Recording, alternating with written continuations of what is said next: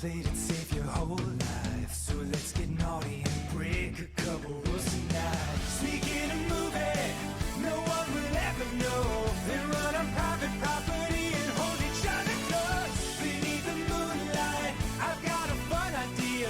Lean and kiss a cheek and gently whisper in your ear. Let's steal a car tonight. Commit a felony with me and drive until the sunrise. Let's steal a motherfucking car tonight. Young and alive. So let's commit some crimes. Hey, I like you. I got your flowers, let's get some coffee.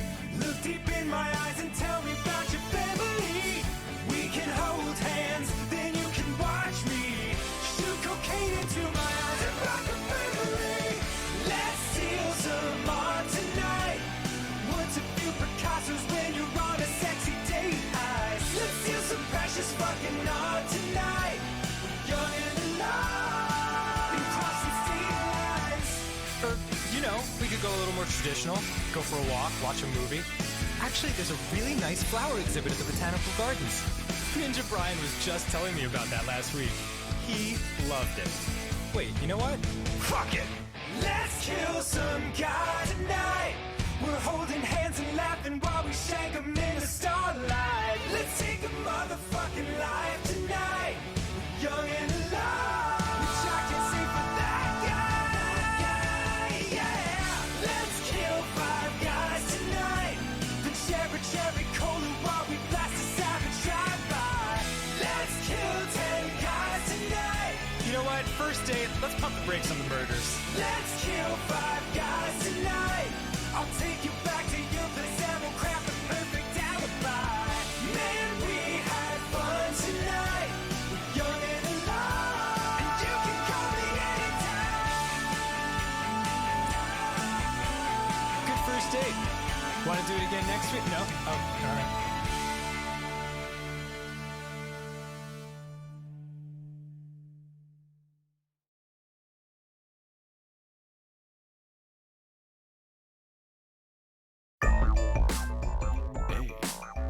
Hey, alright, yeah, oh yeah.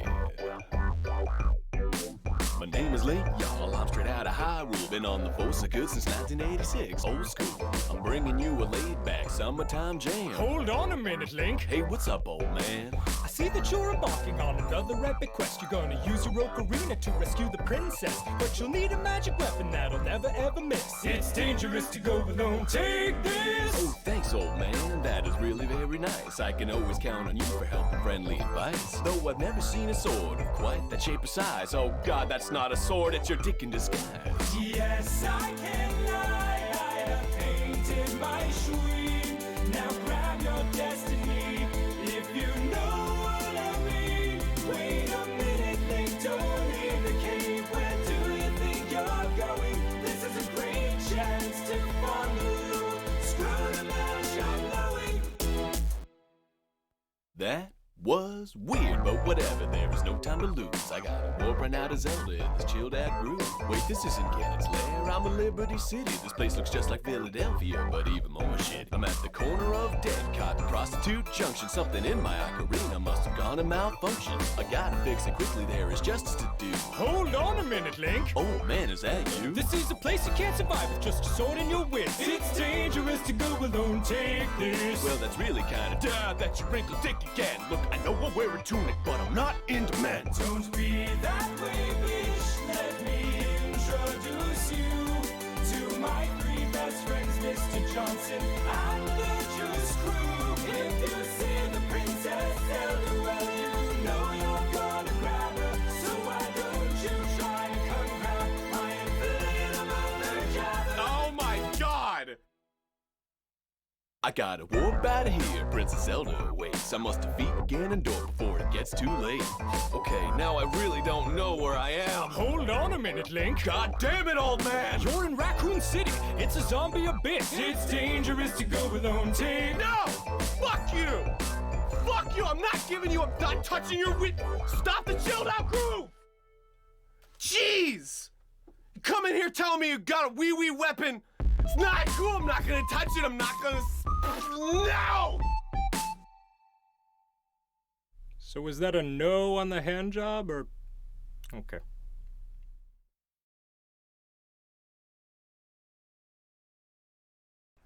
I probably have absolutely no one watching right now because, you know, it makes the streaming, but that's fine. I knew what I was getting into. I just want to finish this game, you know, and I do have other things that I'm planning on doing today. So I thought, you know what? Fuck it. Fuck it. We'll just do it. And if nothing else, you know, if you miss the live stream, no big deal. You can go back and watch the VOD, which I still need to make a collection. Oh my god, I swear it's happening. It's gonna happen after this stream. I don't think the stream's gonna take me super long to finish the Sexy Brutale, because we're pretty far. Also, I had more time to like think about it because I was like, why the fuck did the arm get stuck? You know what I mean? And I think I figured out what the problem was. The arm got stuck because the mechanism had already triggered and opened up. So that was why. So I just need to be like super fast. And I have to hope that I remember everything. So, yeah, we're going to do that. I will do that. Probably to an empty room, but that's fine. Anyway. It's good to see you guys, those of you who are here. I hope you're having a... Oh, Jesus. I'm yawning a lot. Hope you guys are having a good one. Anyone who is here, of course, whether you're hanging out, lurking, whatever, it is great to have you here. Legit. Let's go ahead and get into this. Let's get this done. All right? Let's finally finish the Sexy Brutale. Now, I changed my stream settings, so hopefully we'll have a little less of a slideshow than what we normally have. We had to do a little stop and start a second ago because I was dropping frames like a motherfucker, so I had to stop, change to the 5G internet, and then come back, and that seemed to resolve it. I'm not having any drop frames right now. Hopefully that'll be the case. We'll see what happens. Yeah, and hopefully, like I said, trying to make a little less of a full-on slideshow, like what we get sometimes. So let us unmute this. This music is fucking awesome.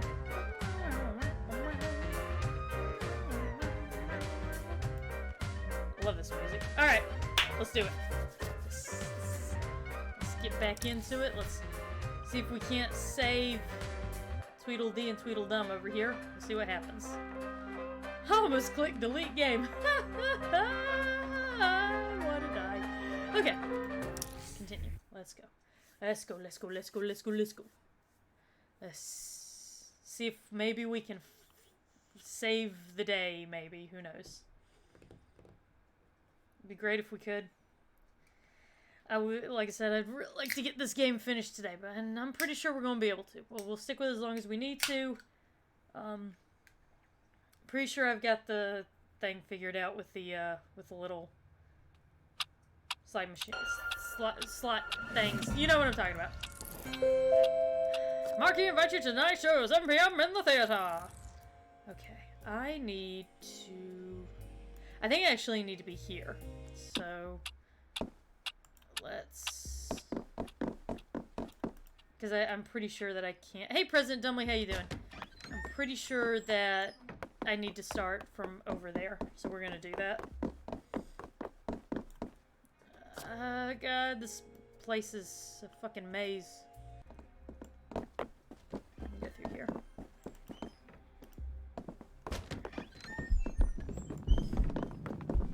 Oh shit! Hey, you!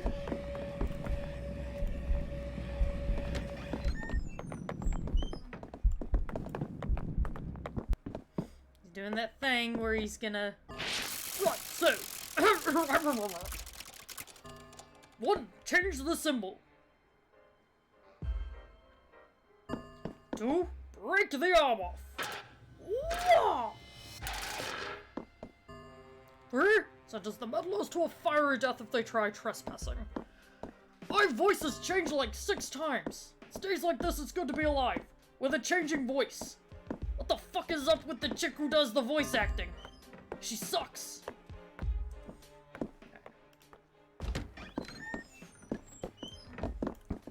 And then if I go up and to the side, I should be able to get out that way.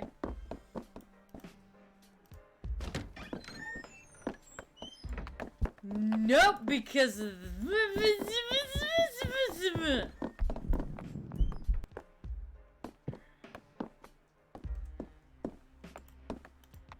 okay, we're just gonna... Oh, for fuck's sake. I gotta go through that back passage. Oh god, this fucking... This house, guys. This house, I swear to Jesus. By the way, based on what I'm seeing,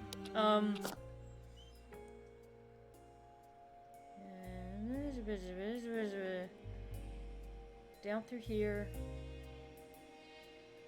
Up. Oh god, it's like, oh god. I keep forgetting how much of a fucking maze this place is. Jesus Christ. Christ on a cracker.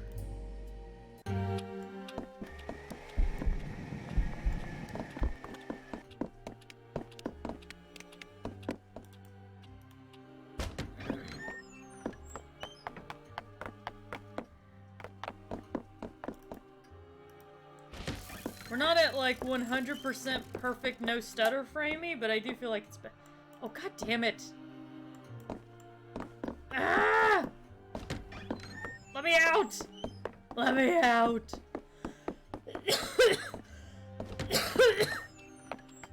I just want to save people from certain death. Is that so much to ask?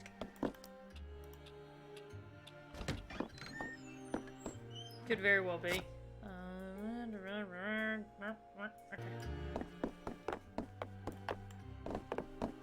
Did I open this? I feel like I didn't open this.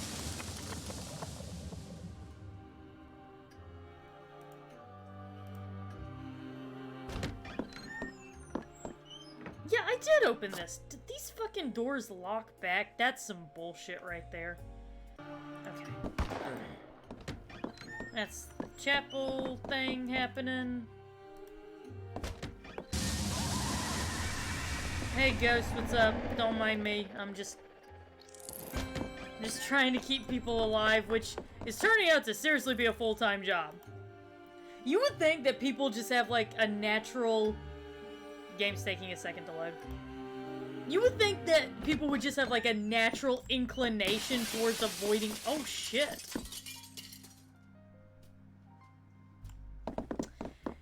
Well, that doesn't seem like any of my business. Just gonna go this way.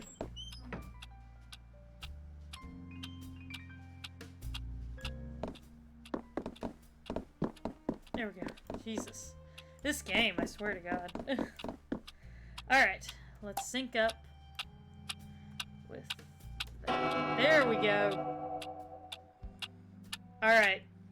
So we're gonna have to hope that we can... So what we're gonna have to do, from what I understand, is basically follow after this guy fixing all the things and then coming back.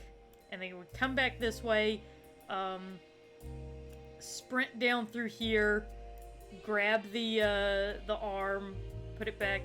Oh boy. Well, Lafcadio, I really hope that you've been, I really, really hope that you've been, practicing your cardio. Restart the day.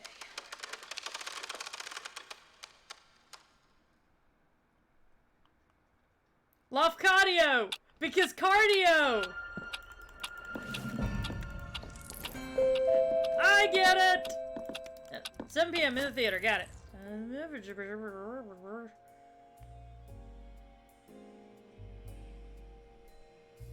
Gonna have to... I think we'll go through here, sprint up that way. Days like this, I wish I were less competent.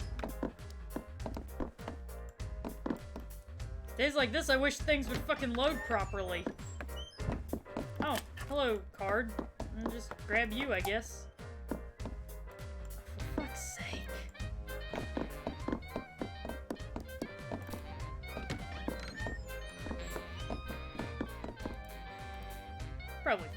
this up already.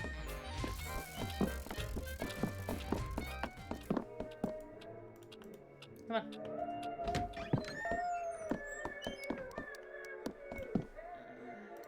Take this.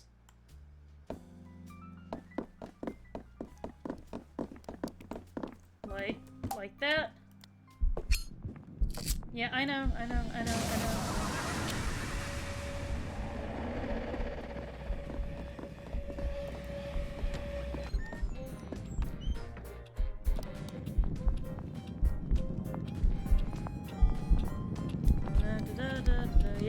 Yep, that's a candle. Oh boy, that candle sure is interesting. Oh wow. Gosh, let's take a look at this candle.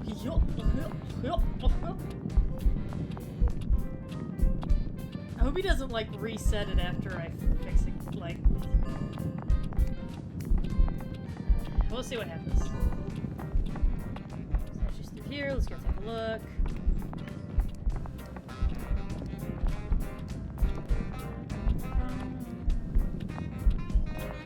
Alright.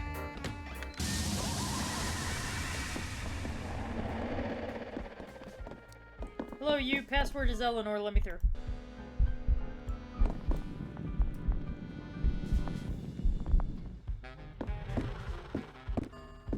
Pull the arm, you say.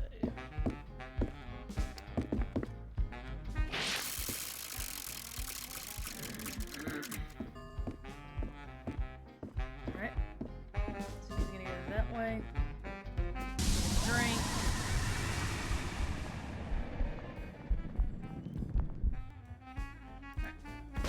So now we go through here. Hey guys, don't mind me. It's here to save some folks.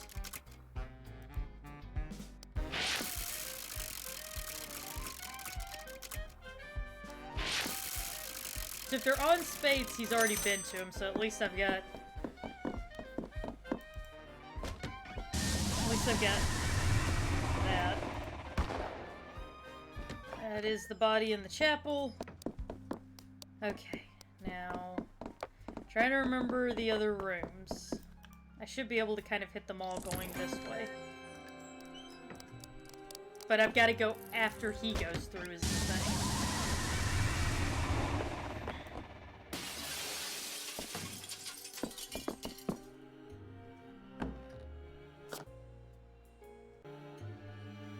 Or wait, can I go on ahead and get this one in the... I'm gonna try something. I'm gonna be a little crazy. This might end with me fucking everything up, but I'm gonna try it. Try to be bold.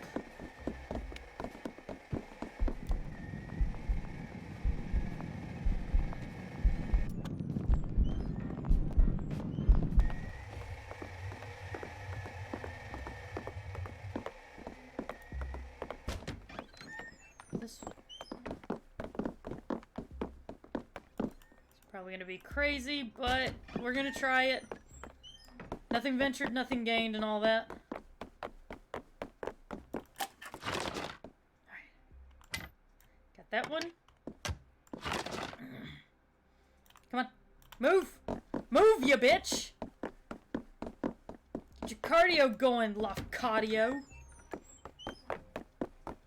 Before I plant my foot up your ass, and then we'll find out how good my cardio gets when I'm having to hop along after you. They'll call me Hop Along Bird. With my foot up your ass, hopping along.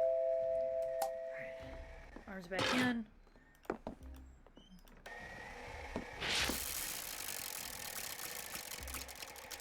Come on, come on.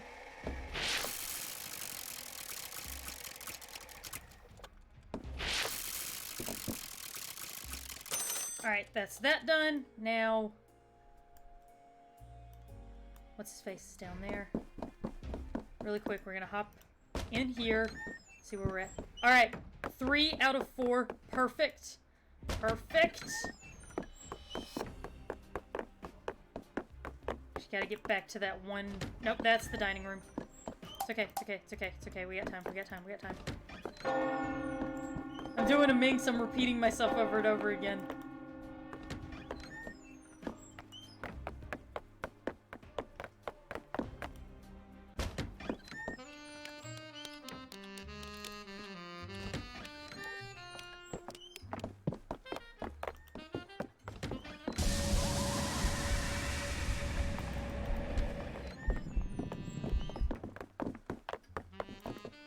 that's the one that he claims he almost missed.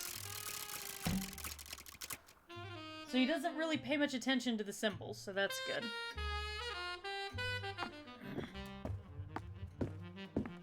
So he'll be coming through this way. I wonder if they'll be able to give me the ability to go through these fire doors, because these fire doors are seriously cramping. They're seriously cramping my movement game.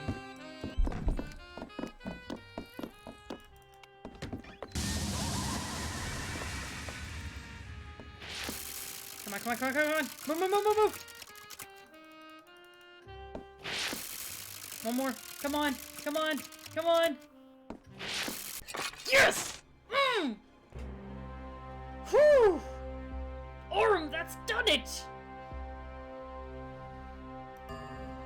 The statue symbols! I don't understand! This shouldn't be the correct combination! I think maybe the Marquis changed them. It's possible, but if that were true, then the ones I was working towards... Well, it's too terrible to imagine what could have happened. I'm feeling better than I thought I would. Maybe I don't need this mask on right now. I am not a crook. Yes, I rather feel a weight has been lifted. So something about those masks, by the way. I know there's something going on with them, but it's like... I think the masks are what's tethering them into the timeline. So then whenever they remove the masks, they're released from that timeline so they don't die, even though the time loop continues. Ah, Boone! Arcadio, how are you, man? Did you do something with the elevator here? I had the most terrible feeling. Boone, would you mind terribly continuing our search for Lucas? I am worried about him, but he is least likely to be offended when the concern is coming from you. Why me? Like, what's so important? That's the thing that's, like, killing me. What's so important about me in all of this?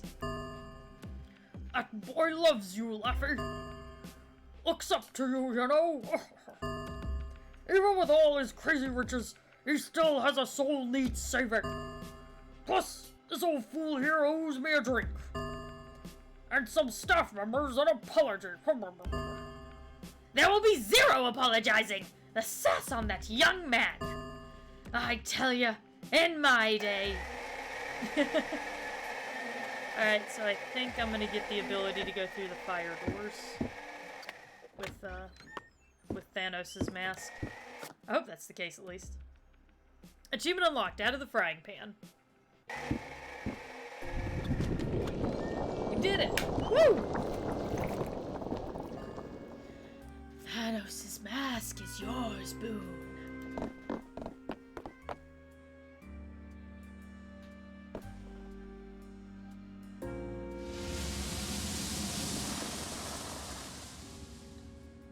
Alright, I did it. Thanos' architect insight. The genius architect, Thanos Gorecki, had an unparalleled knowledge of the sexy Brutale. Visiting certain areas of the mansion will trigger memories and reveal secrets. Unlock new entries in the brochure by using the power when the prompt appears. Ooh. He knows more about this place than any man, except perhaps for Reggie. With that mask and Thanos' knowledge, so much will be revealed to you. Thanos' monument is your path forward, but he can also reveal so much about the mansion and the path you've already taken. You've opened a path downwards, Boone. I want to thank you. There's something so precious down there, in the dark. Come to find me.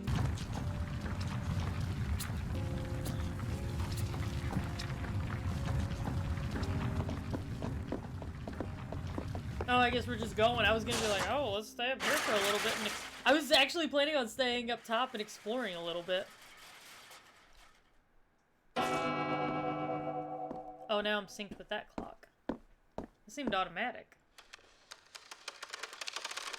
And we are rewinding.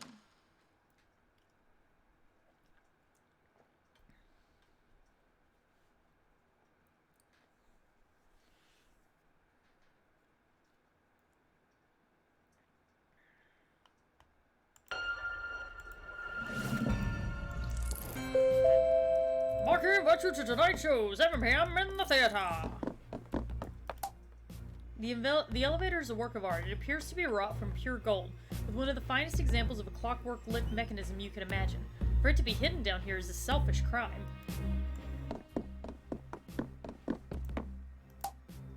The candles burn clean and bright, reflecting what could well be pure gold paneling on the floors. Knowledge of this place floods your mind. Okay.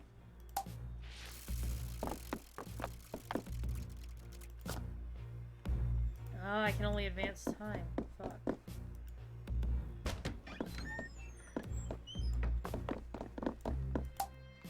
Three paintings of people you do not recognize.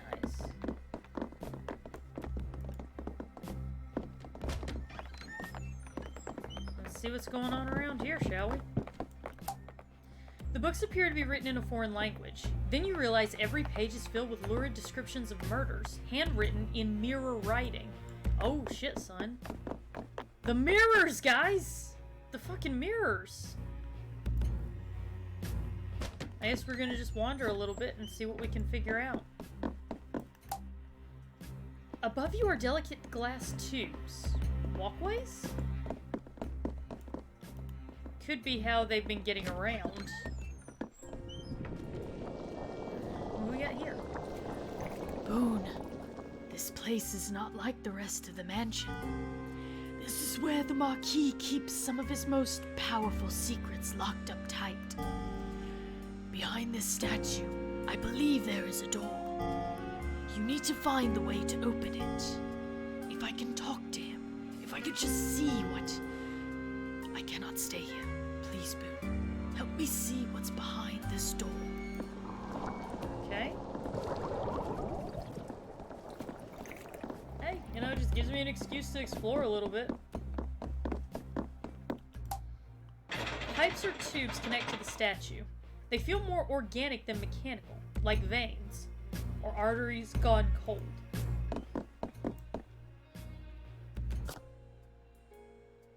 Is everyone already dead?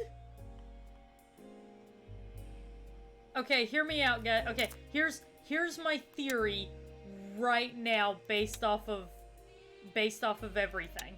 Here's my theory.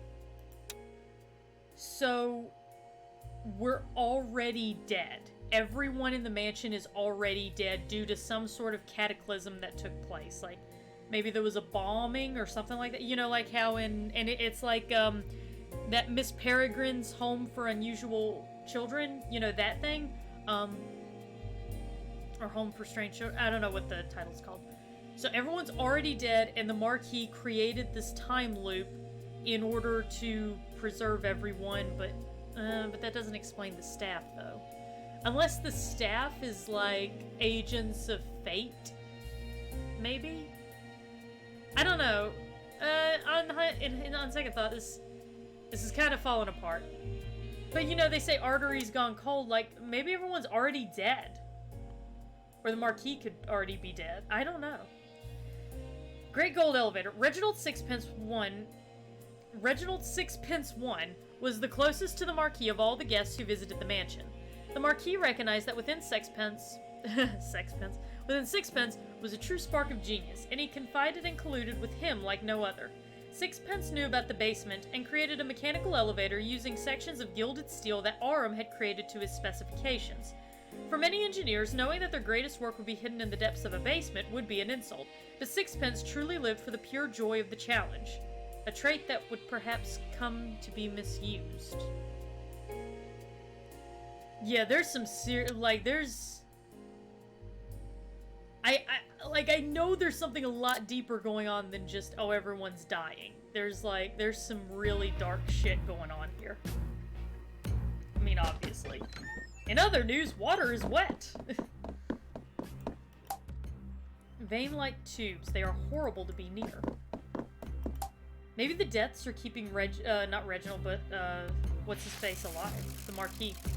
The walls are patched together with old wooden beams. It feels insecure, like an old place just holding together. Yeah, they're dropping a lot of clues that the concept of we're already dead. You know what I mean? A small sapling pokes up from the cracks. I don't think I can really do anything with it. Not unless I can set it on fire. This doesn't really look like something that should be set on fire. Okay. Okay. A large basin filled with brackish water.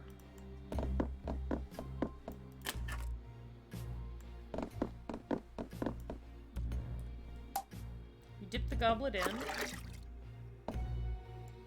Guess I gotta water the plant. Perhaps a little water will help.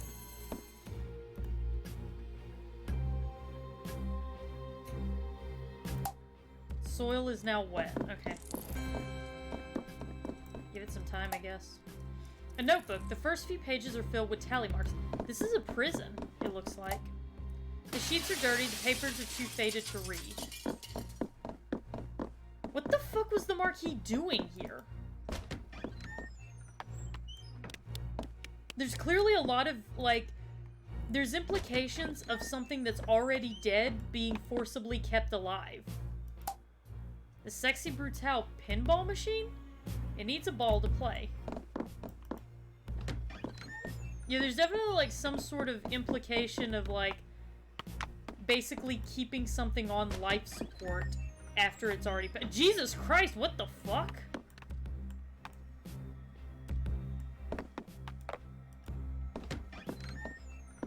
Maybe the Marquis is dead? Whoa. Something is under the sheet. There's a gentle sound of a ventilator. In, out, in, out. There was a woman back up there who had a baby. What if that... I don't know. What if this is the baby or some shit? I have no idea. A click but nothing more. Perhaps another button will begin the sequence. Okay, let's... Oh. Knowledge of this place floods your mind. Alright. The clean room. A laboratory, a hospital, a torture chamber? The room gleams with advanced technology and machines hum in the background. There's something on the slab, the outline of a person, perhaps? There's heavy breathing, as if the machines are forcing air into someone's lungs. Yeah, that's the kind of shit that you do when a person isn't breathing on their own and they have to be put on a ventilator. I'm getting the, like, implication of, you know, someone on life support.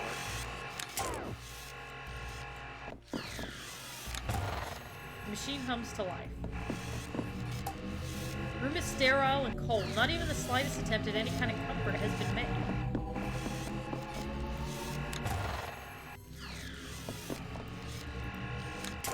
Nope.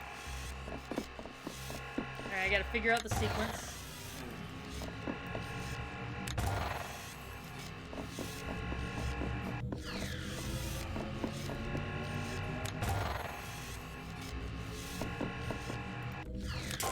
Damn it.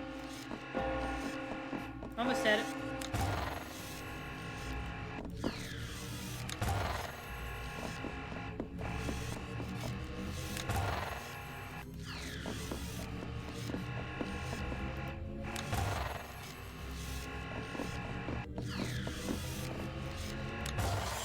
Something is happening. Oh shit, that's one of the staff members. So are the staff members being resurrected? Is that what's happening? What is going on?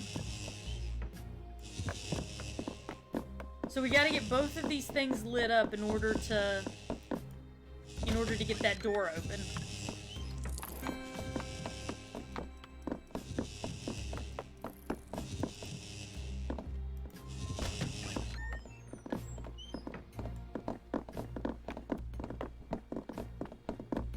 Shit, there's another one of these machines. That's interesting. A statue, a relative of the king of the ones upstairs. This is the king. His arm is missing.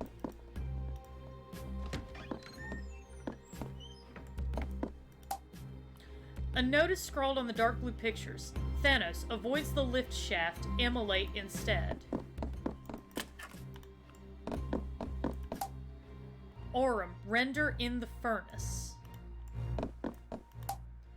Grayson, Lure, entrap, impale. Red, self-termination on electrics. Manipulate affections as needed. Tequila, lethal self-laceration, then feed to spider.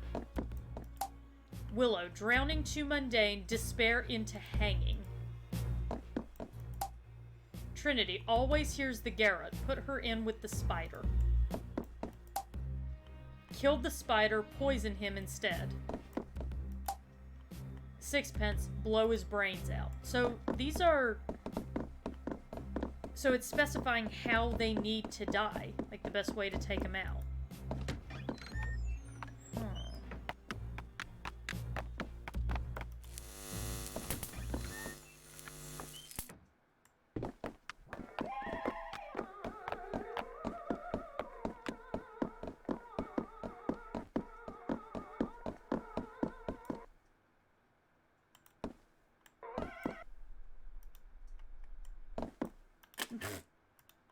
Got a new card.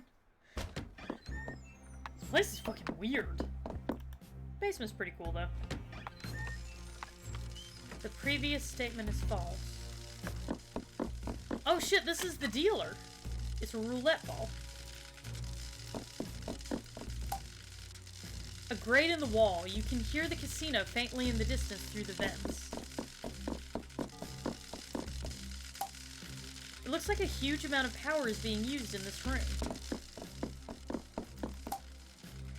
A mechanized skeleton robot is on the table. Its innards are laid open. It's partway through repair or construction.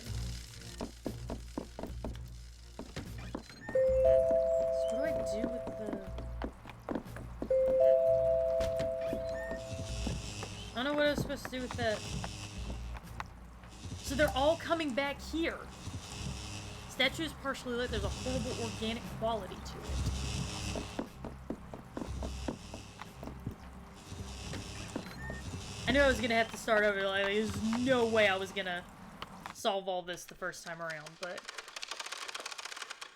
it's okay. We've kind of figured out some things.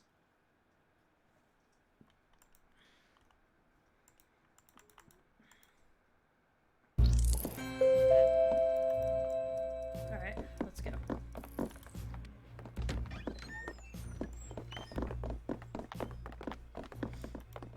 Is that the Marquis family, maybe? I don't know. I don't know! An enormous gramophone stands in the dark. Is it from here that the announcements for the mansion sound out? But who would create such a thing? Aurum would lack the mechanics, Thanos the inspiration, Sixpence the innovation, and Tequila the drive. The record spins when you run, creating sound and fury for as long as you exert yourself, but you go nowhere. You arrive back at the beginning, older, but not wiser. It's a metaphor. It's a metaphor, guys. Do you get it? Do you get the metaphor? It's a metaphor.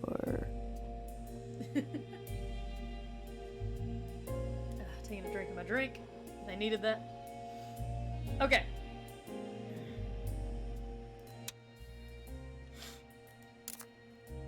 Let's do a little more exploring.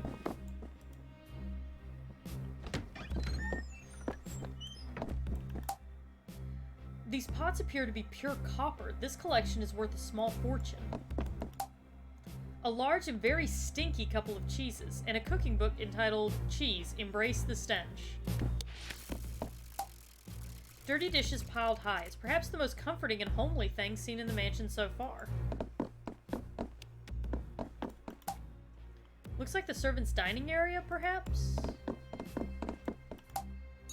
Bells alerting the servants they are needed upstairs. An ornate dumbwaiter. There's a playing card inside. Oh, cool.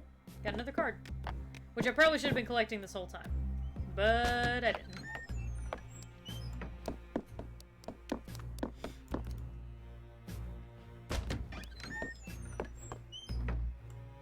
Hello, giant ornate chest. A series of books on the history of Japanese ghost stories. Well, that took a left turn. Small table for cards have been set up here. Is this Japanese mythology? I don't know, guys. I don't know. I'm just stabbing in the dark at this point. Oh, neat. Ace of Diamonds. The paintings on the wall are a triptych with an inscription on the bottom, the story of Aoyagi. Okay, hang on, guys. I'm gonna spoil the... Hang on. Aoyagi. Who is that?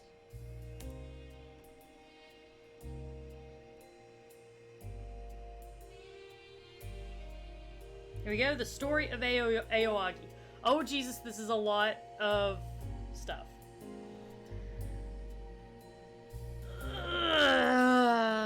This is a lot of words. I'm scrolling through.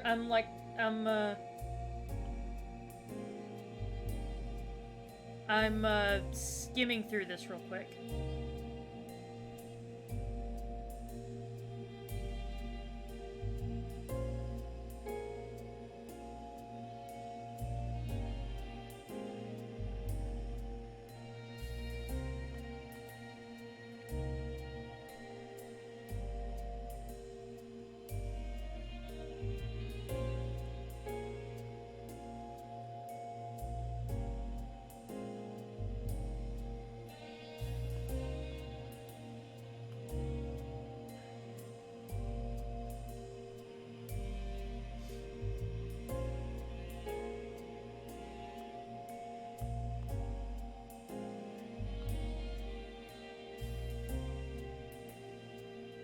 Okay.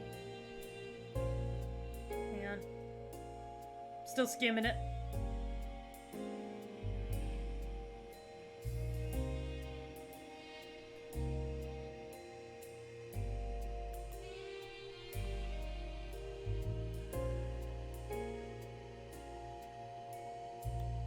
Okay, so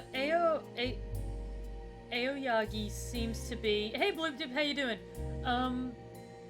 Welcome back, by the way. We are... I'm having a brief moment. We're taking a quick break because I'm skimming through. There is a... we just found a clue. We're in the basement, so we're very, very close to the answers of the mystery going on in this casino. And I saw, we saw this text that read the story of Aoyagi, and we know that there is something to do with basically bringing things back from the dead. That seems to be the main focus here. And I was looking for the story of Aoyagi. There's something... Oh, shit. So I'm Googling the story of Aoyagi.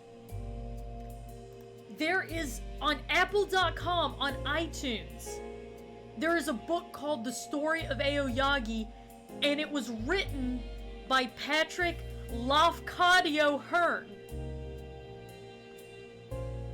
He's an international writer.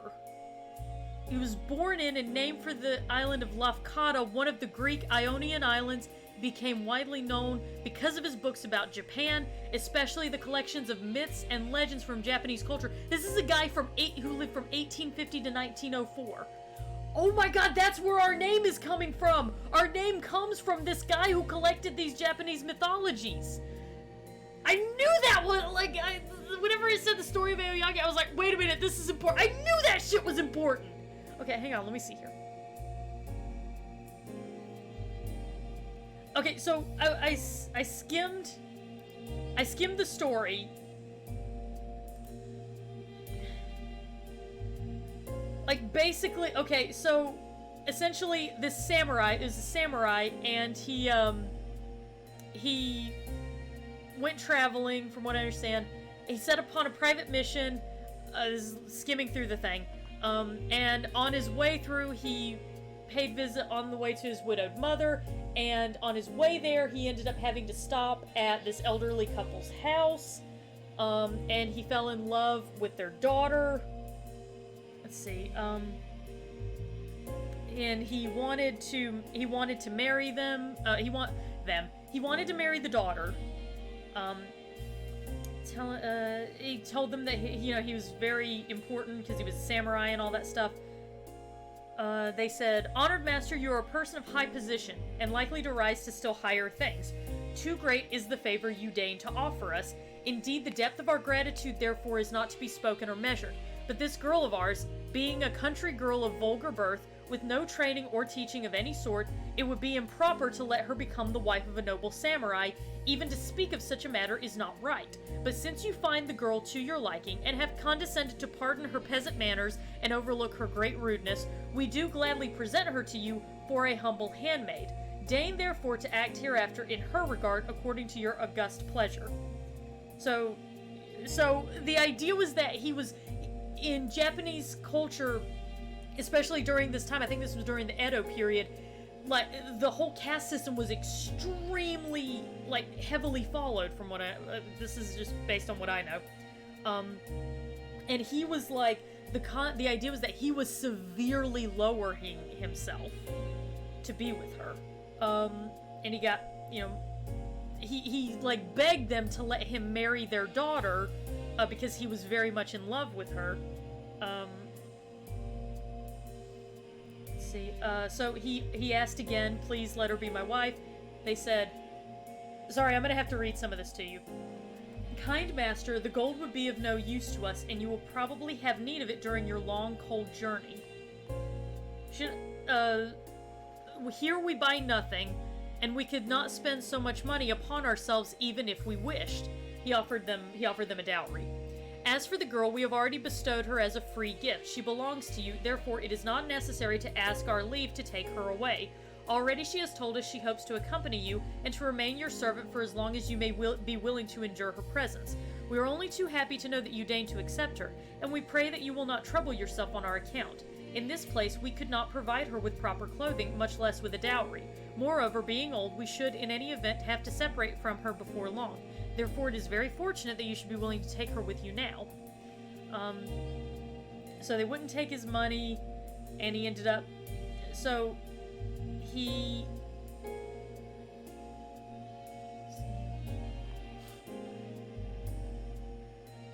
A samurai was not allowed to marry without the consent of his lord, and the samurai could not expect to obtain this sanction before his mission had been accomplished.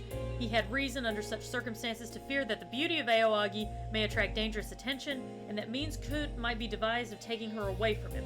In Kyoto, he therefore tried to keep her hidden from curious eyes.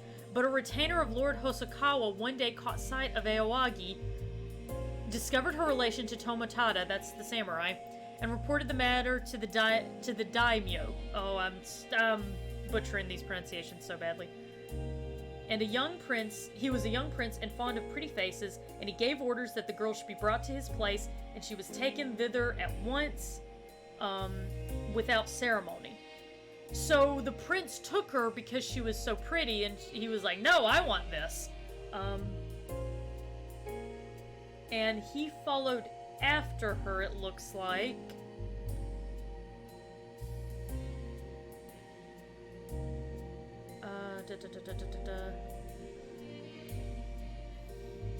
He encouraged her to escape, it looks like.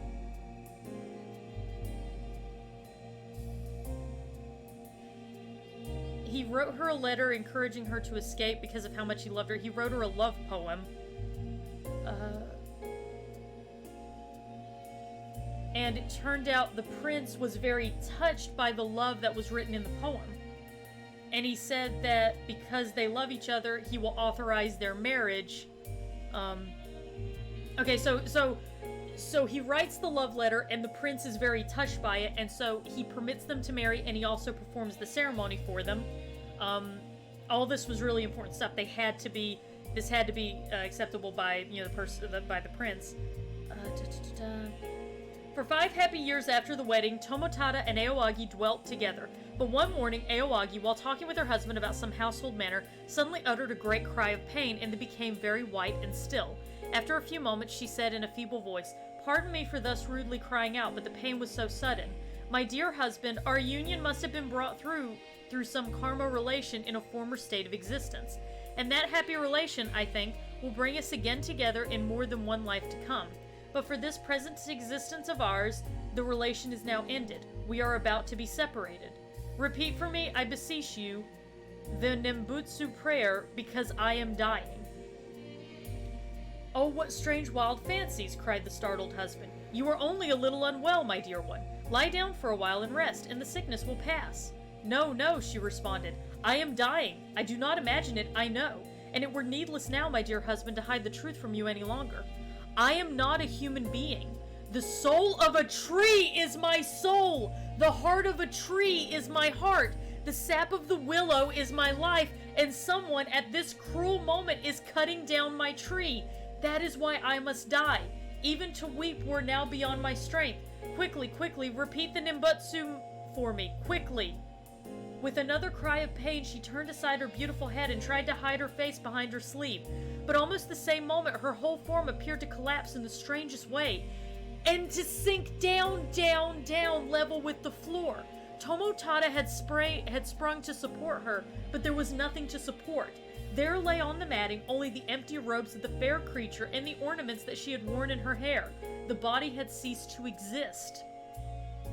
Tomotada shaved his head, took the Buddhist vows, and became an itinerant priest. He traveled through all the provinces of the empire, and at holy places which he visited, he offered up prayers for the soul of Aowagi. Reaching Echizen, in the course of his pilgrimage, he sought the home of the parents of his beloved, but when he arrived at the lonely place among the hills where their dwelling had been, he found that the cottage had disappeared. There was nothing to mark even the spot where it had stood, except the stumps of 3 willows, 2 old trees and 1 young tree that had been cut down long before his arrival. Beside the stumps of those willow trees, he erected a memorial tomb, inscribed with divers holy texts, and he there performed many Buddhist services on behalf of the spirits of Aowagi and of her parents. Oh shit, guys! That's... Fuck, I just spoiled the entire story for myself, but that's fine. The Marquis's love is a tree. That's the tree that we just watered. And his love, well, it might be, or it's some way connected to the tree we just watered. His beloved died because the tree was cut down. Fuck! There was a stump in the garden. Wasn't there a stump in the garden? I feel like there was. Holy shit! So this mirrors the story of Aowagi, who died, who ended up being a tree spirit, being the spirit of a willow. Holy shit. The dining hall has never been used to hold a formal meal, as staff and guests alike find it a deeply unsettling room to be in. A dumbwaiter connects down to the kitchen, as is usual in mansions of this size. As a somewhat macabre joke, the Marquis had the room laid out for a dumb supper, a meal for the dead, which was a reference that he was certain Willow would appreciate. She, however, found no humor in it. That's why the bitch's name is Willow! Because she's a willow! That room that exists, I'll bet you... I think I was right. I think there is a case of someone died and the Marquis has created a time loop in order to try and save her. Holy shit. What the fuck? Hey, Salab, how you doing? We're getting our fucking minds blown. Oh, Jesus. We found this Japanese, carving thing, and it's the story of Aowagi, and we read the story, well, I skimmed it, and it turns out that Aowagi is a woman in the story who, the main character of the story, who is a samurai, he falls in love with her, he wants to marry her, she goes with him, but it turns out that she's actually, her body and her heart is connected to a willow tree, that is where she was born, and someone cut down the willow tree, and so she died. So, that's the story of Aowagi. That's what's going on. That's why everything down here in this basement has some sort of reference to life support. Because that's what's happening. Willow is like, it's one of those life supports where, it's one of those life supports where, you know, they have them hooked up to a ventilator and everything, but the body is dead. And the machines are just like breathing for it. It's that situation. I don't think so, Equator, because I don't know if you caught this earlier. There is a book written titled The Story of Aowagi, and it's a collection of Japanese mythology. I don't know if anybody else caught this, but there's a book called The Story of Aoyagi. It's a collection of a lot of Japanese mythology. And it is written by, okay, Salop, this is going to blow your mind, those of you guys who didn't hear this earlier. That book with all that Japanese mythology, which is titled The Story of Aoyagi, was written by Patrick Lafcadio Hearn. Lafcadio, which is our name. So we're connected to this somehow. We did something to help the Marquis. The spirit we've been seeing that sinks into the floor, which is something that Aoyagi's body did. Aoyagi's body sunk into the floor whenever she died. That's Willow. It's just called Willow because she's a tree. Oh my god. Why are we not dying? I think we exist. I don't know. Maybe we exist outside of this time loop. Or Willow, that bloody handprint on our mask. I think that Willow did something to save us from dying so that we could stop the time loop. That's my theory right now. We may find out more information, but I think Willow's done something to separate us out of the time loop. 2 bottles of Chateau Margaux, 1787. The cabinet is filled with 5 bottles of Mouton Rothschild 1945? That's impossible. That's... What year are we in? What year is it? It's definitely before 1945. Because the author of the book, The Story of Aoyagi, died in 1905. Secret meeting room hidden deep in the mansion. Just being in the room affords a sense of intrigue and power. Fuck, I'm so into this right now. There are 2 bottles of McKellen M whiskey on display. The sheer cost. So the Marquis, I think, has discovered time travel and he's using it to try and save Willow. You discovered the secret passage in the basement. Books on the correct preparations of antivenoms. Some of the pages are worryingly well thumbed. But why get all of his friends killed? That's something that's like, is that even the Marquis who's doing that, or is it somebody else? Figures for everything sold in the bar. It seems to be 2 sets of ledgers. Oh, I'm back in the, yeah, I'm back in this area.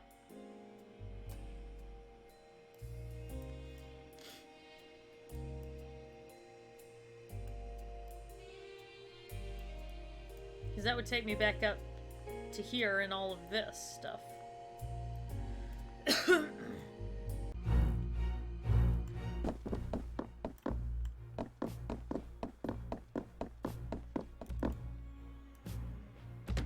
Oh, listen to that music getting so fucking ominous, guys. A painting of a dragon is mounted above the cabinet. It was drawn either by a master expressionist or a very small child. Have I already been? Yeah, I've already been here. Okay. Let's go back this way. Yeah, right now that's my theory, is that Willow has done something to save us from the time loop. Maybe we've been trapped in this time loop for a very long time. Ha! Time. See what I did there? Anyway.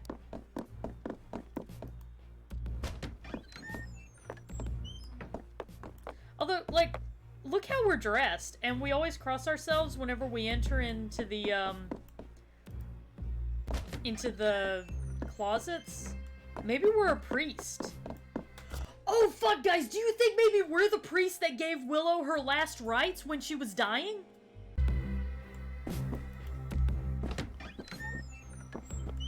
Do you guys think that might be the case? Shit. Okay, I'm gonna stop. I'm gonna try to stop speculating because I want to see what happens. Oh, man. Let's go this route and see what we can find. I want to explore right now and figure out what's happening. A bank of electronics. The main console is labeled theater. It looks highly technical, but some of the wires have been torn out roughly.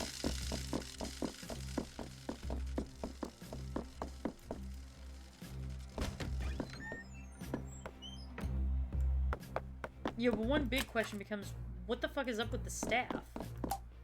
Machines possibly undergoing repairs. They are schematics for what appear to be some kind of explosives. They're too technical to understand, but they nibble at the edges of your memory for some reason. Oh god, yeah, oh shit! There's some sort of the mirror surface is flawless. Something about it makes you deeply uneasy. Yeah, we're in... We fucking... What? Oh, Jesus. We created some kind of time loop. But Lafcadio remembers the... Lafcadio remembers the bomb. So we have memories of the bomb. Holy fuck, guys. Holy fuck. Let's go ahead and restart the day. And see what we can do about...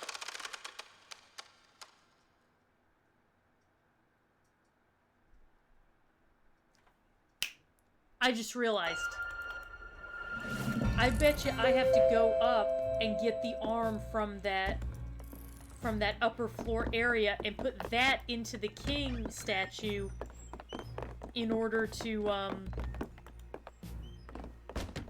open the thing. Alright, I know what I have to do now. So first we gotta get up top.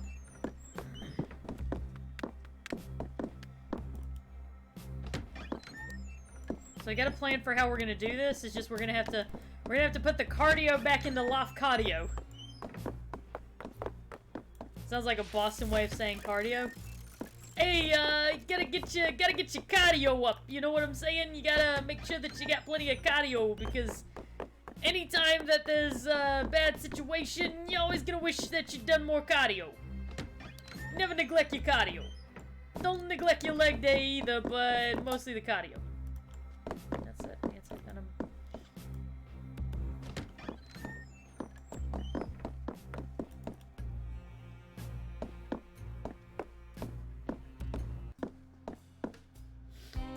Alright, we're at the bar.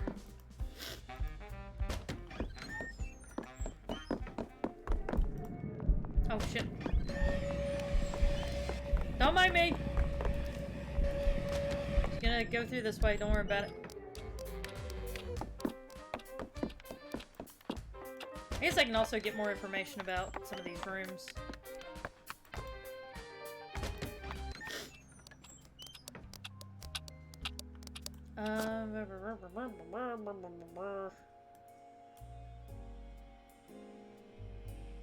No, I can't cut through that way because of the fire. God damn it! Fucking fire, man, I swear.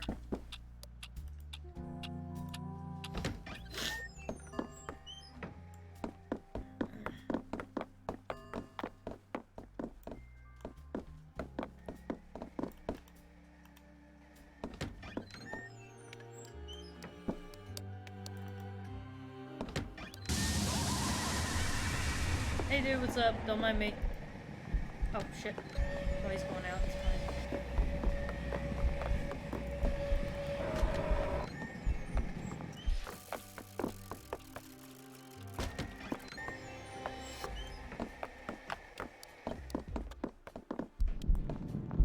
I think they're gonna have their...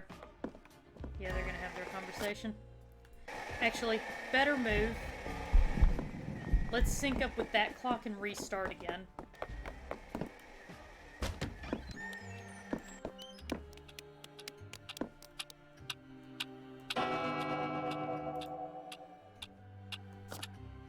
Yes.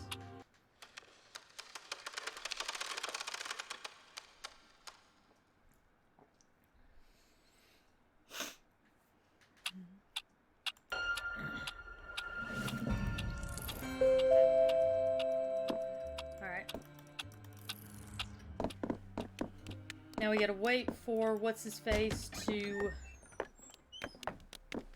do all the shit that he's gonna do.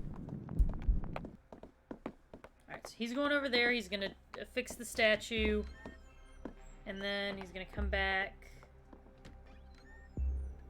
So now I just gotta wait.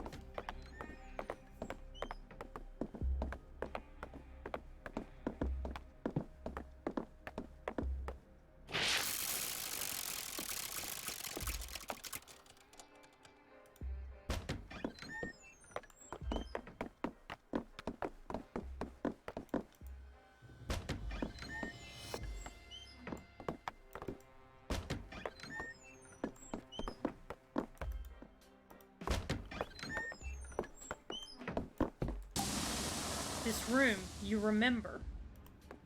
Oh shit, what do I remember? What do I remember? Hang on, let me check this out, guys. At the center of the mansion is a glorious statue carved in the shape of a phoenix.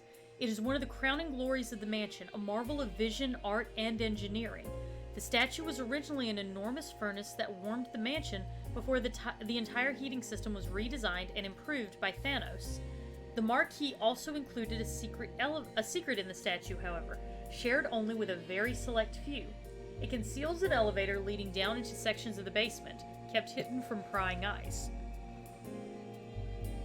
So secret, in fact, that the original safety codes to activate the elevator were changed, so not even Thanos knows the true combination. Fucking hell.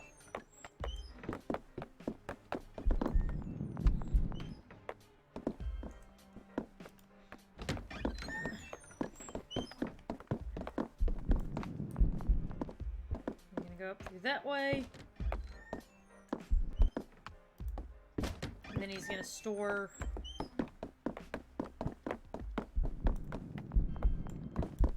Oh, I can't look through there.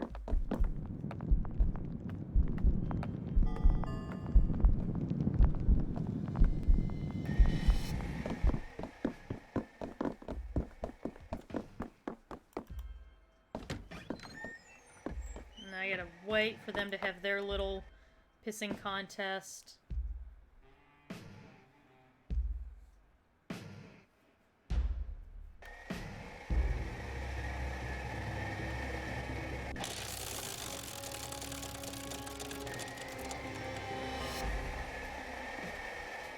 Is deeply rotten here. I will get to the bottom of it. The staff here, they are different this year. This is all wrong. I trust Aurum, but not his judgment on the staff. Who's there? Oh, Mr. Gorecki. Are you lost, sir? I know the mansion can be a little overwhelming. Lost? Lost? My family designed and built this mansion, you little shit! I mean, of course I'm not lost. Haha, of course not. Very good, sir. Shall we also pretend you don't know this area is off limits to guests? I'm looking for Lucas. He is my close friend and your employer, so perhaps you... The hell was that noise? Yes, audible yawn, sir. Exaggerated looking at my watch, sir. Now, if you'll kindly excuse me. I have to pretend I have more pressing matters to attend to. Like a situation with the chamber pots in the guest rooms, for example. Or perhaps helping drag a body out of the chapel. What? What did you say? Nothing, sir. Try not to die horribly while I'm gone. Good day.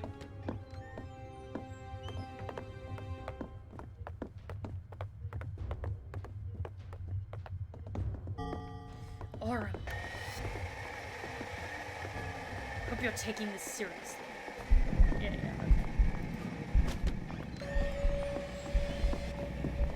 Don't mind me, just heading for this door.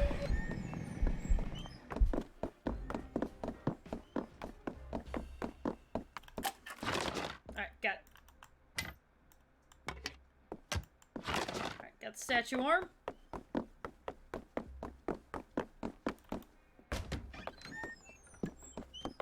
wonder if I could have just gotten that out of the dumbwaiter now that I think about it. Shit. Well, we're just gonna have to go for it. Hope that we make it.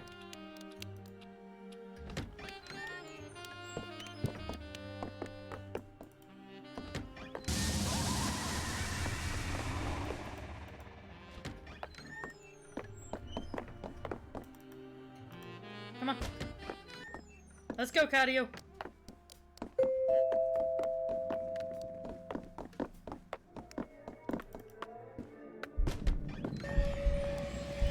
Shit.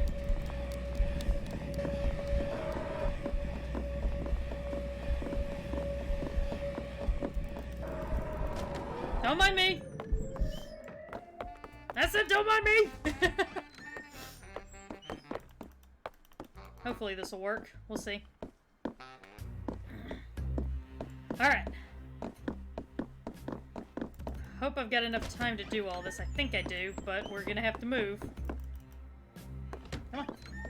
Move it, kiddo. Move it. I don't have time for this fucking glitching thing that you're doing, game. Stop it.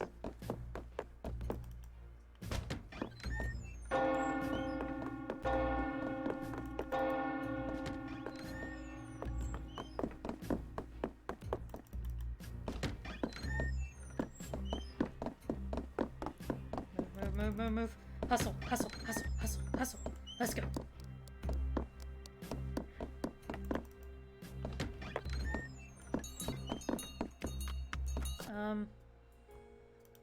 Make sure I'm... Okay, this way. This way to activate the statue, that way to water the plant. Okay. Alright, I'm on the right track.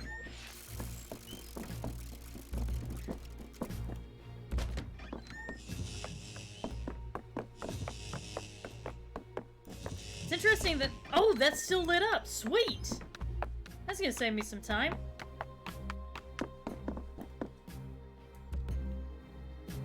Boom!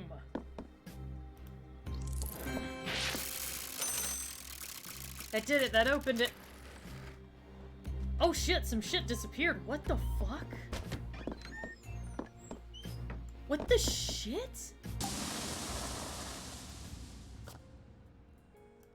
It's a graveyard. A cold wind blows down here. The door opens into a wide outdoor field deep in the depths of the mansion. It is impossible. You recognize the names on the graves. You recognize the carving. We are dead! We're all dead! Dead! We're in a time loop. We're all dead! Red Rock Ridge. Clay Rock Ridge. We're all fucking dead! Aurum Runes. We're all fucking dead, guys! Holy shit! One flower is replaced with another. What the fuck? Flower takes root in the soil and blooms. What the shit? Flower takes root in the soil and blooms. I called it, guys! We're dead! Oh shit, I just opened up a secret passageway, it looks like.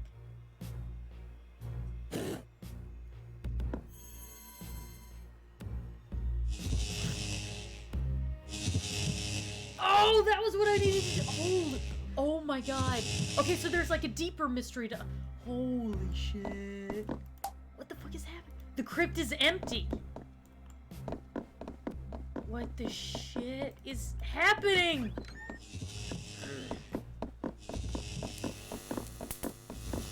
Oh shit, I need to resync to that other thing. Fuck. Fuck.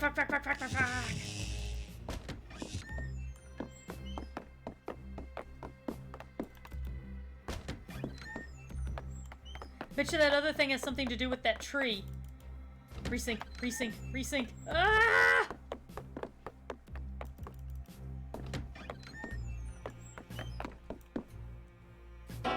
Okay, we're resynced. Cool. I could have done what I needed to do in the amount of time, but I didn't want to risk it.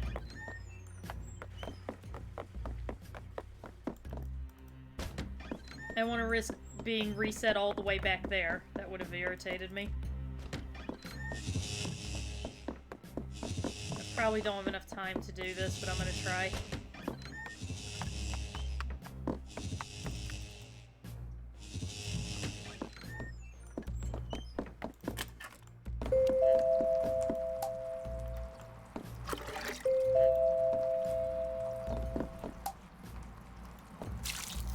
It is bigger than it was. Maybe this is something that I have to keep on doing.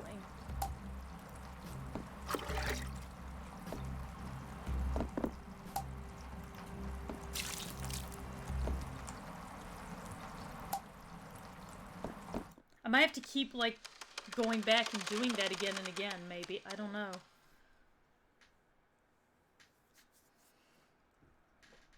We'll get it figured out. Get up. Come on, move it, buddy. Yeah, I know, your head hurts.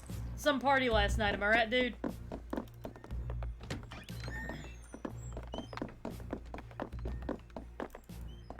Yeah, I get the feeling that tree is somehow tied to Willow or... But who is that lady in the... Did Willow have a baby? Maybe the tree is tied to the baby. We don't have a specific person that we're saving just yet. I think the idea is that... Okay, we gotta get through that door. That's what we're focusing on right now.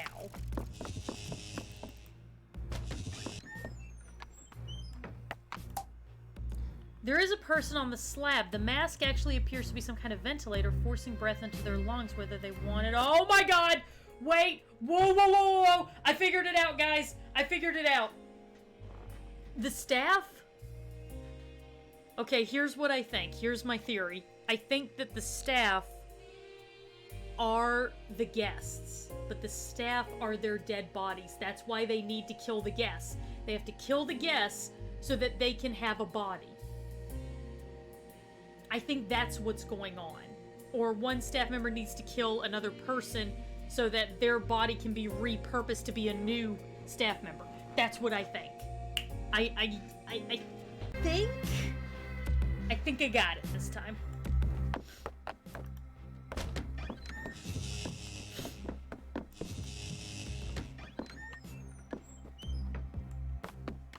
Don't know what to do with all that. Let me go check on the tree, see how it's doing. Yes. Vein-like tubes, the horrible to be near, okay. There's something else I have to do in this area. The small tree fills the room. How long would a man have to water a sapling for it to grow like this?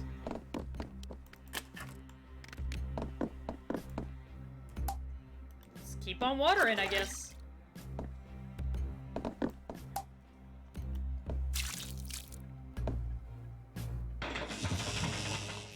So every time we do the loop, remember it says how long would a man have to water a sapling for it to grow like this?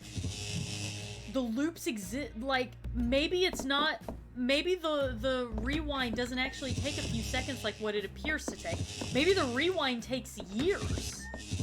And that's why the sapling gets so big in between rewinds. Find out what the fuck is going on. I'm intrigued. That's the marquee! It's keeping him alive!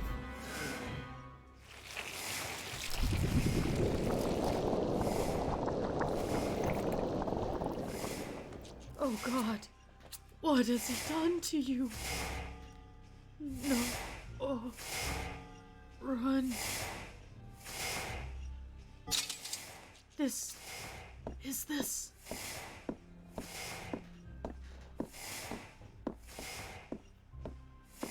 What is going on? Well, this is utterly tiresome. I mean, well done and so forth, you found my secret, etc., etc. I know it must be cruel chaining what appears to be a madman up in a dungeon, using these mirrors to show him the guests being murdered over and over again, tormenting him until his tears of sorrow and rage fill the tank that is his prison. But it's all very necessary, you see. Yes, I can see how you look at me, but... Boone, take this! Get out of here! No, I rather think not. Oh shit, he just stopped time. Fuck. Yes, that's better. I control every part of this world. This creature, however, is what you might consider the battery. He is my power source. The two of you were the only aspects outside of my grasp. But now, I think it is time to end this. Not with a bang or fanfare, but with a simple snap of my... What? How dare? Go! Sapphire tear ring. Run, Boone! This is very much not over! Achievement unlocked, the king in red. So the Marquis has made some kind of deal with some sort of demon.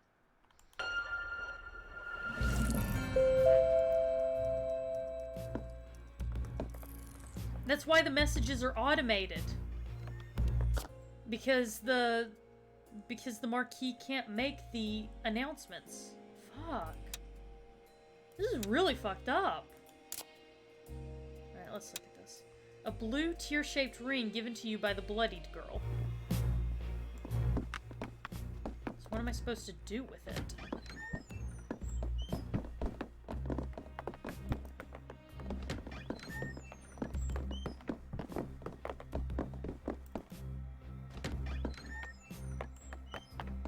Let's go back this way and see what happens when we go back to the area. Oh man, they relocked the door. Statue glows with an ugly malevolence, but it is sealed tightly shut once again.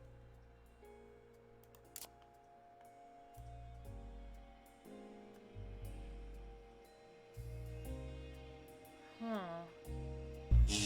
I want to go back to that graveyard and look at it again.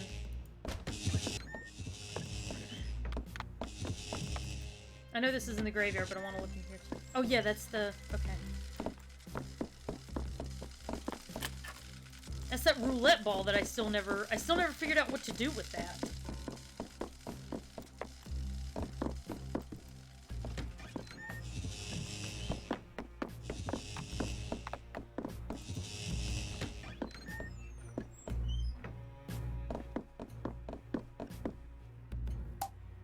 Can't use the ball here. Crypt is empty. Nothing happens when you present the ring.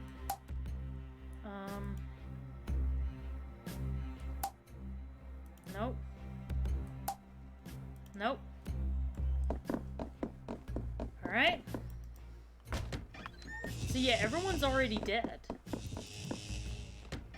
I wasn't saving their lives.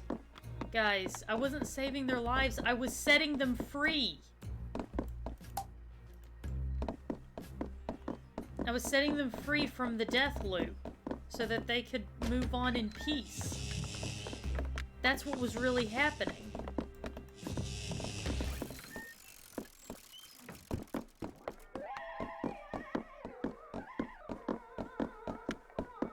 Also, see how it's got Trinity's face on the record? This must be a song that she wrote.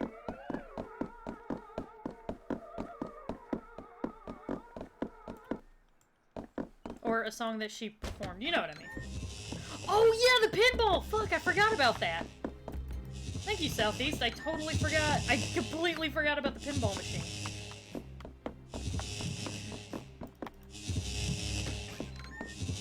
Yeah, I didn't think about that.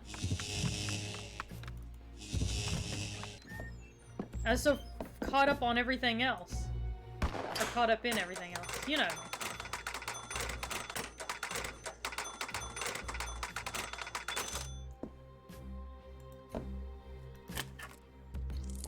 Oh, okay, so it's just a thing to get another card. Okay, that's cool.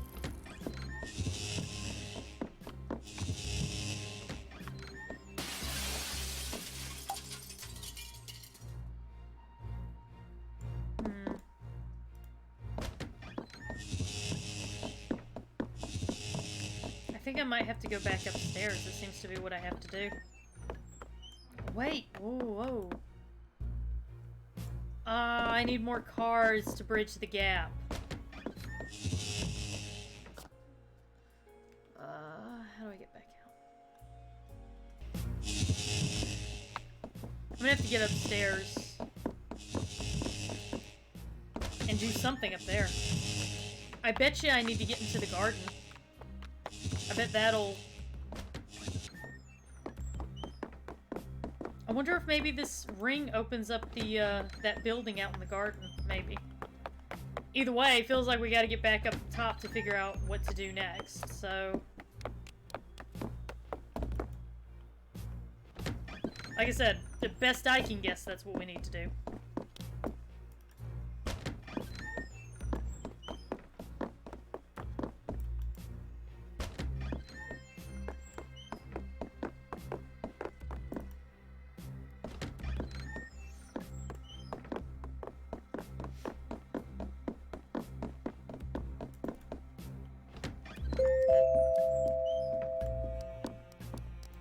Show will begin in an hour.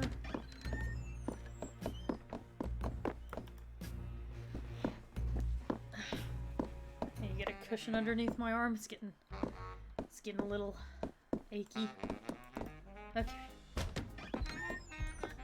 Let's go back out that... Oh, shit. Well. Oh, well, that was convenient. So now what do I do? It does look like a broken heart, yeah.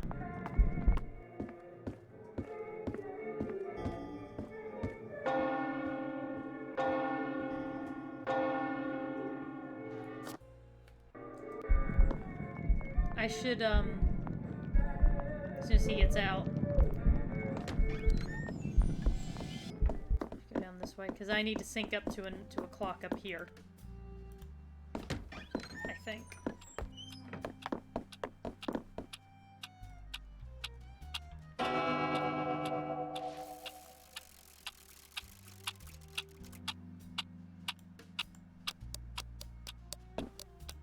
Alright, let's try... Let's go out this way and see if we can figure something else out.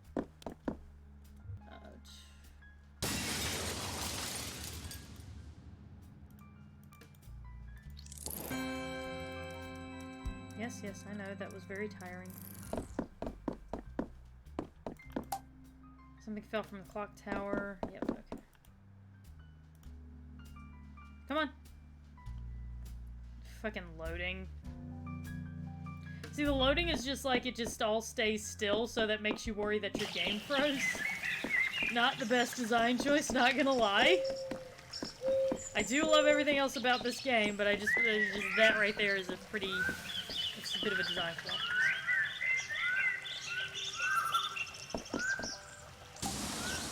This room, you remember. Alright, let's see.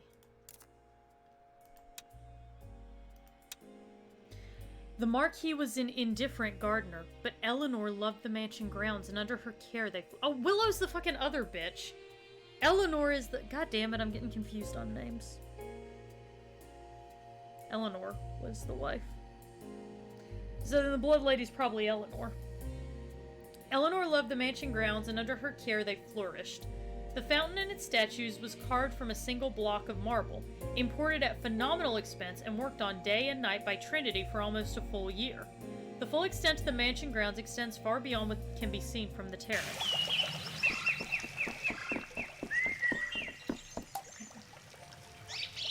Water from the fountain is more soothing than you imagined possible. Come on, out this way. Let's go. There's no real path here, just one tiny little house. The door's reacting to the Marquis' signet ring.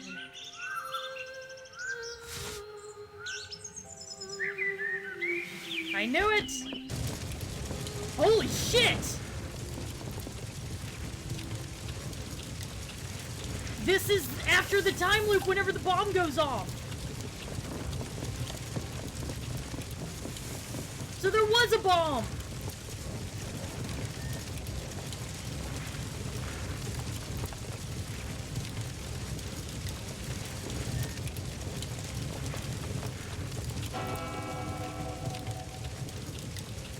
I wonder which Brutale that's gonna put me in. Oh well, we'll find out.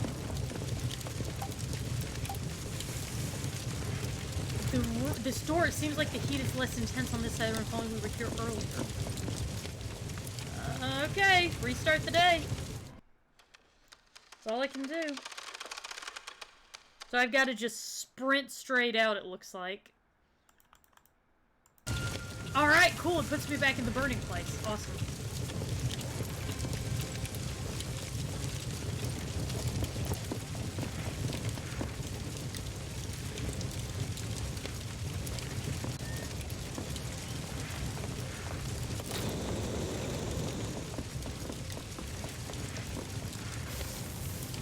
Come on, out we go.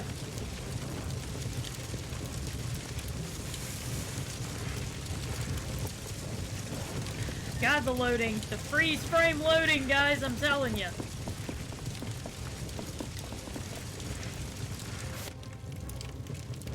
Maybe I originally built the bomb to save everyone from this loot. mean, they all seem to know and trust me, so... Come on, loading! Jesus! I hate the freeze frame loading. It seriously, like, throws off the... It seriously throws the momentum of the game off.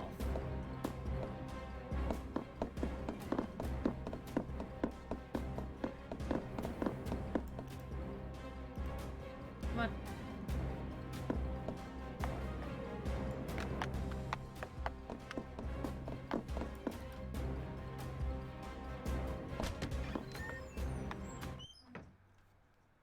Into the fire. Achievement unlocked. Lafcadio? It's been such a long time. Would you talk to Lucas? Something seems to be troubling him. She's existing outside of this. She doesn't know what's going on. Oh, fuck. He's always looked up to you, you know. I know he teases you dreadfully about your lifestyle. But he respects you enormously. More than anyone else I know. I believe he's always wanted to be more like you. Perhaps when he's a little older. Or more mature, I should say. Oh, you have our ring. Can I see? Yeah, sure, it's probably gonna kill you, but okay, here you go, here's the ring.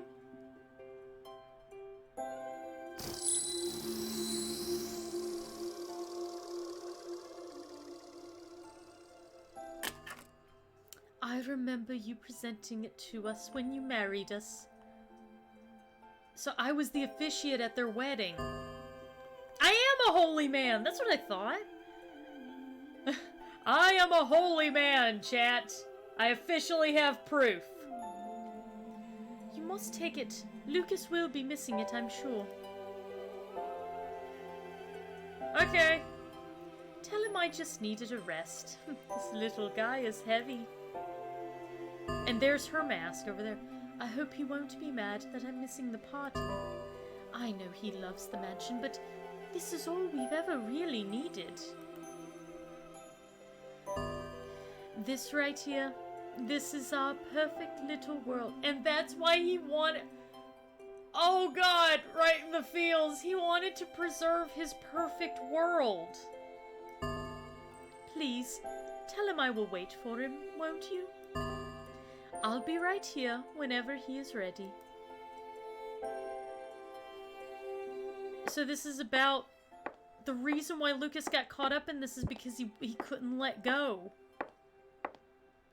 He blames himself for everything. Oh god. Lucas!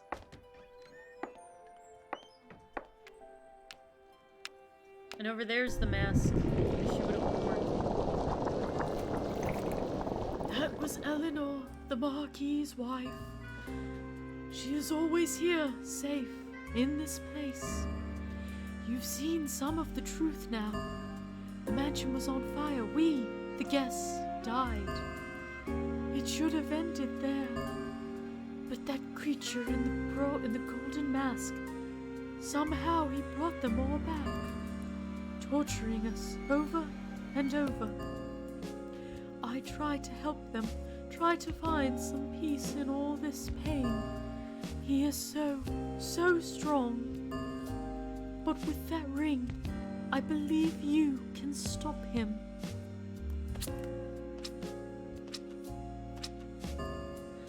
There's a secret pence.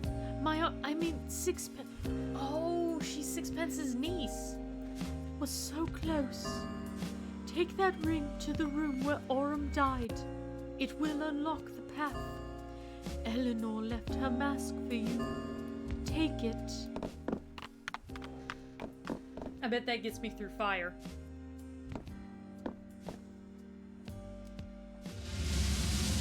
Oh, it allows me to use the mirrors! Eleanor's mirror walk. Eleanor was the life and soul that connected the people and places in the sexy Brutale. Her mask allows you to travel by stepping into the mirrors placed throughout the mansion. You can now walk through any mirror in the sexy Brutale. The movements of all staff and guests have been revealed to you on the map.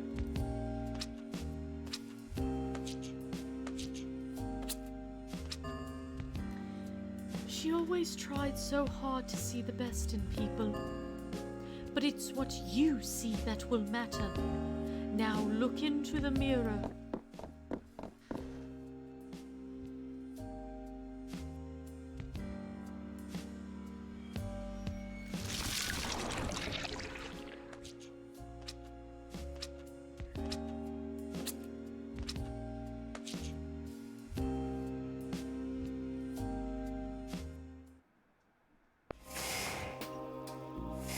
Hey dude, what's up? How you doing?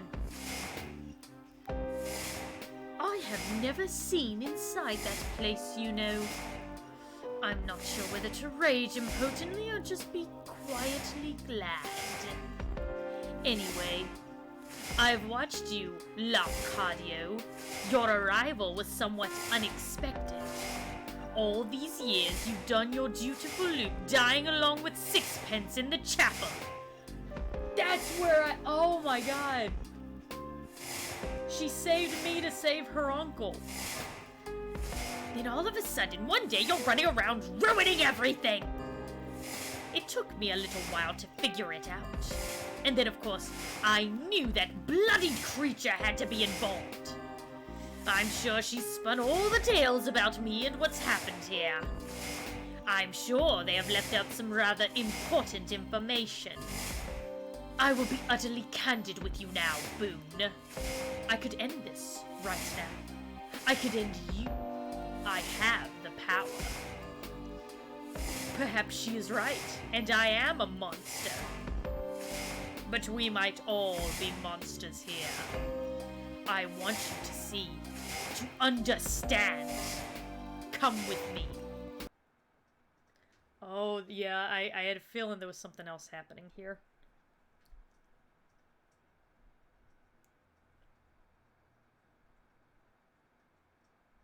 Because it is a good point. With all the power that he's got, why hasn't he killed us like a long-ass time ago? You know what I mean? You know what I mean? Don't you dare fucking crash out on me, game. Okay, we're good.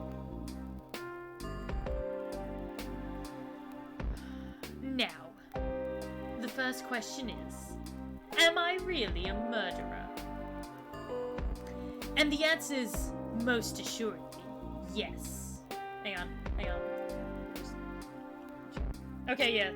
Stream's still going. Alright, we're good. I just wanted to make sure. Yeah, because computer was being weird for a second there. And to that, the answer is most assuredly yes. Oh shit, is he me? Fuck! Is he the evil me? Oh, maybe not. Let me just, let's see. You see this man here, dear Reginald? I killed him, stone dead. Oh, you're the first one that we encountered. It wasn't my finger that pulled the trigger. Oh, never mind. But it was my command. Family as well, you know. Family as well, you know.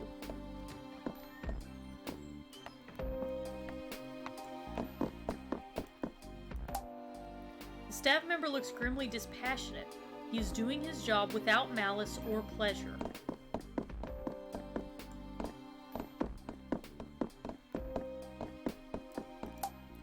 Sixpence is frozen perfectly in time. His face shows disbelief and agony.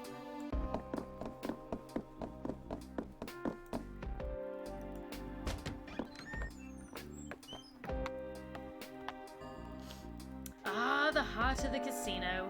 Our dear friend, Clay. In this scenario, I had him die from a shot of venom from the same spider which would go on to devour his precious wife. He did like a drink, Clay, but never when he was working, you know.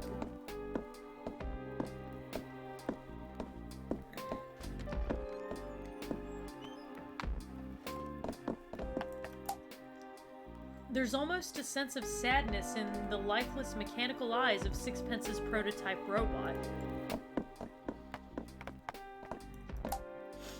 The poison has burned the flesh around Clay's mouth down to the bone. It was a horrific way to die.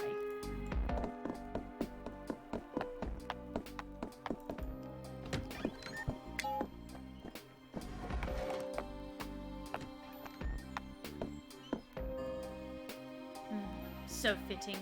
She was so beautiful, Trinity. The moth by the moonlight is what Clay called her. She loved that name. A moth. So I thought it very fitting for her to be eaten by my giant spider. I never had one, you know. I'm sure nothing could possibly grow that big, but by gods, I wish they did. I would have kept it in a room, just like this one.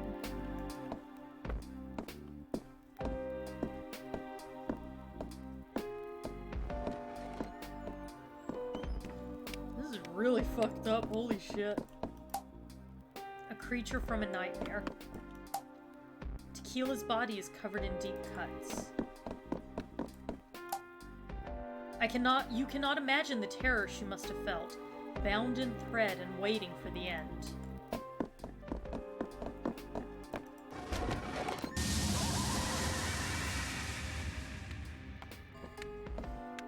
This one was rather fantastical. When we found the fish, I did so want to believe the stories. A voodoo fish. I rather suspect it was just a guppy with some particularly bright colors. The man who sold it to me must have thought I was the most gullible person under the sun. But I wasn't paying for the fish. I was paying for the story. Eleanor called me a fool, but she did love to watch him in his— Oh my god, he's the Marquis! Holy fuck. But the Marquis also— What the shit is happening? Best fortune I ever spent. I'd like to say that Willow would never have hanged herself, but then a long time ago I stopped even trying to pretend I could understand what another person might do. I set off the bomb. Or maybe not me. Maybe Reginald's niece. Someone set off the bomb. And it killed everyone. And the Marquis couldn't accept that.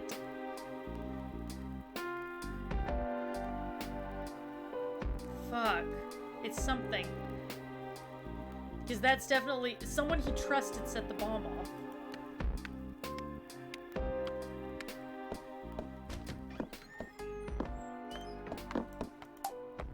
Willow's face is contorted in agony.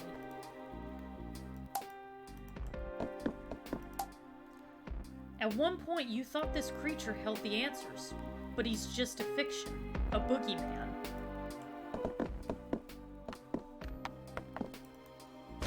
So things are only the way that they are because of the world that this guy has created. The Marquis, I guess.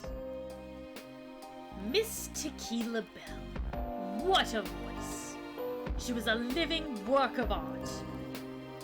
I murdered her with the notes of a song and then had my staff throw her body down a garbage chute.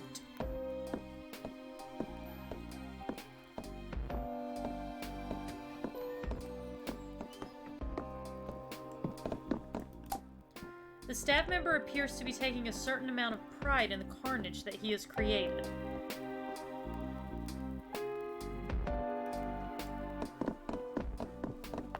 So I guess some of these enjoy this more than others. The stained glass window is smashed to pieces.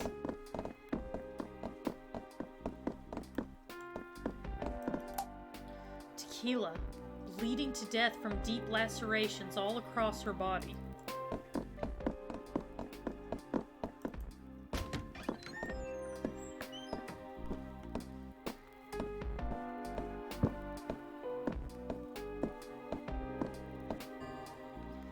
Grayson, Red.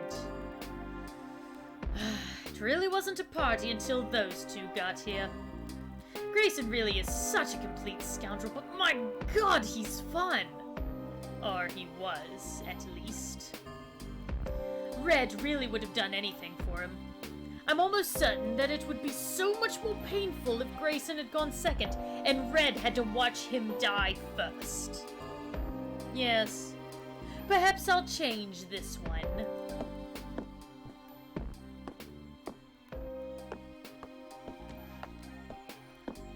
So he's thriving off of the agony that he causes. What kind of maniac imagines torturing a man in this way? He gave his own life to try to save Grayson. Not gonna ruin the moment with a gay joke. Don't ruin it, don't ruin it, don't ruin it, don't ruin it, don't ruin it! I think I kind of ruined it.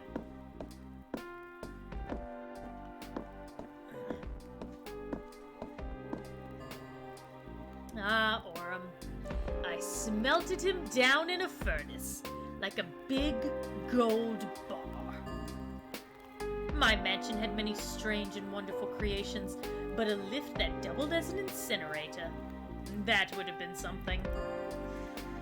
I like to think that if Orem were able to choose how he went, then perhaps he would have chosen something like this. Though in a way, he almost did.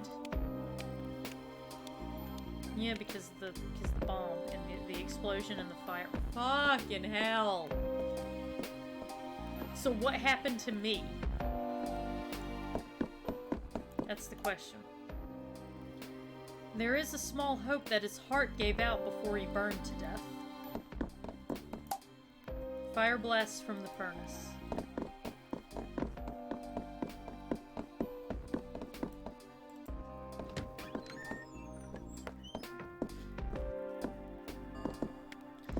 Thanos. What a mind to waste. It wasn't just this mansion that he built, you know. There's similar works of architectural genius all over the country. He was a grouchy and often tiresome old man. That mind was like a cracked diamond. At least his works will live on. Well, Boone, you have heard my confession. As I said, I am a murderer.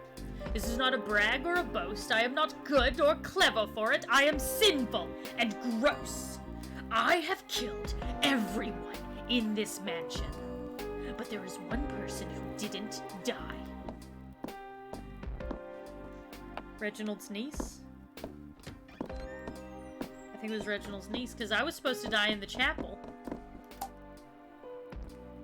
Thanos' body is charred to a crisp. The furnace cooked him through. This beautiful golden elevator is the connection between the horror upstairs and the madness down here.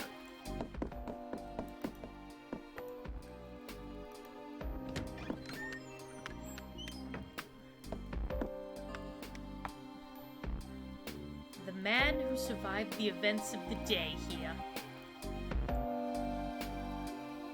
That's why he's on a ventilator! Fuck! Because of smoke inhalation! Who woke up in a broken body with a broken mind. That's the Marquis! The Marquis survived! Oh, shit, son! They put a mask on his face, and a machine forced him to breathe until he was fit to stand. That's why his mask looks the way it does! It's a recolored ventilator like what the others have. That's why the staff is dressed the way that they are. If what the man in the gold mask says is true, then the mask is a breathing aid? Who are the staff here?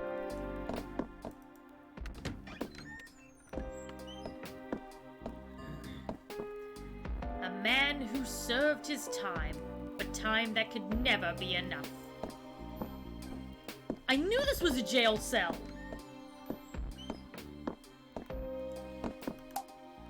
Whoever was in this cell, they must have been here for years upon years for a tree to grow this large.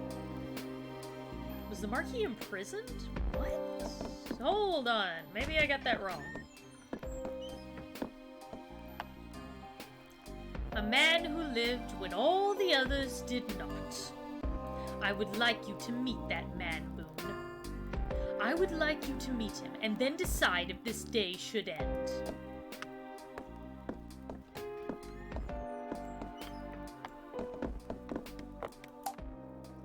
The crypt is marked Lucas.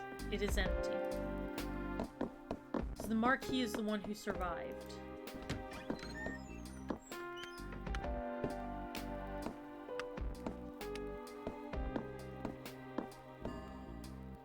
The answer will be behind these doors. Come and find me there. She and I will be waiting for you. Was Lucas having an affair? The fuck is happening? Ah!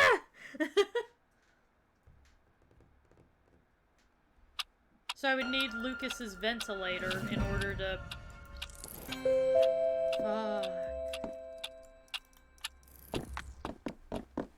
I feel like I've got some idea of what's happening, but also other things I'm just like totally fucking lost on.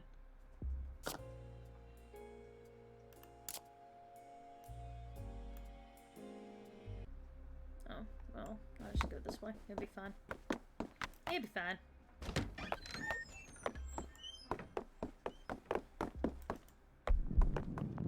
Nope, nope, nope. Shit.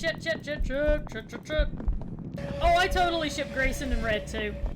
100%.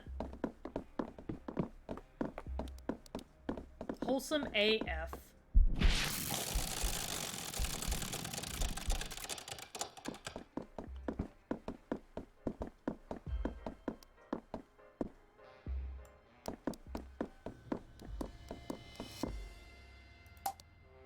There's a glowing heart on the door wrapped in blue flame. The door will not move.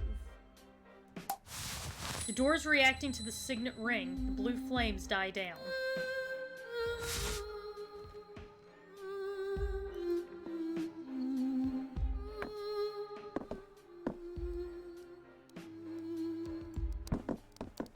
Alright, let's see what the secret is, guys. Ooh, I'm really glad I decided to finish this today.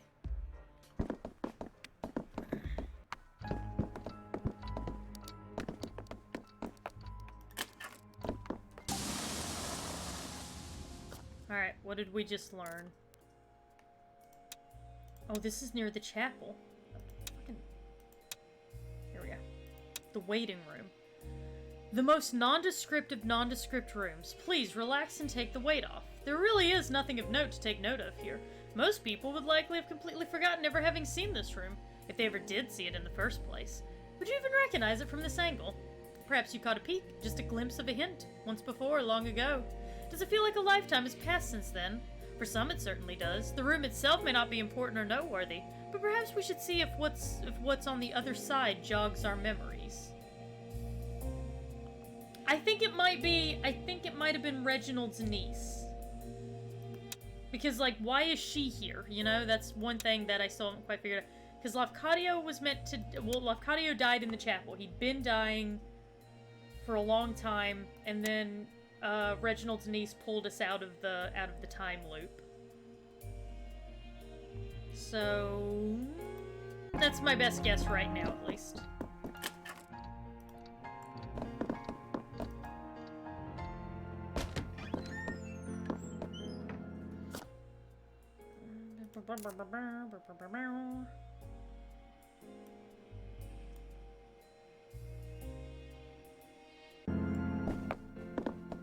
The chapel winding key.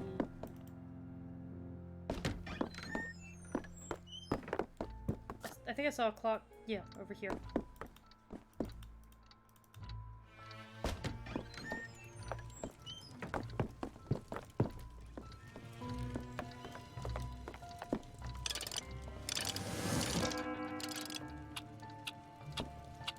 And let's see.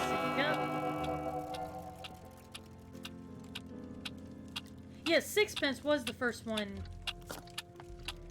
Sixpence was the first one dead, but his niece is the one who pulled us out of the loop, because we were supposed to die with Sixpence.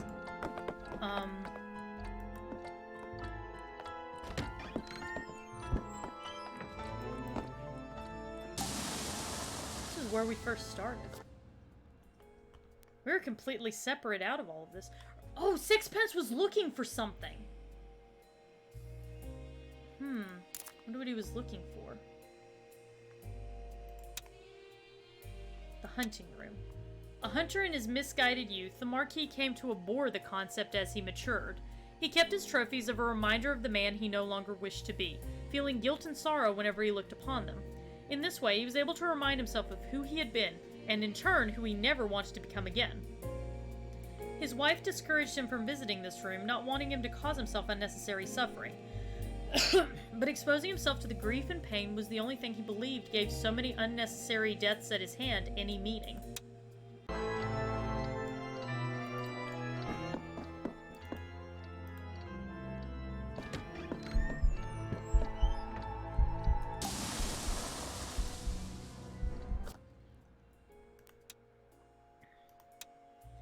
Who knows what schemes were hatched here in the smoky haze of the Marquis's most personal inner sanctum?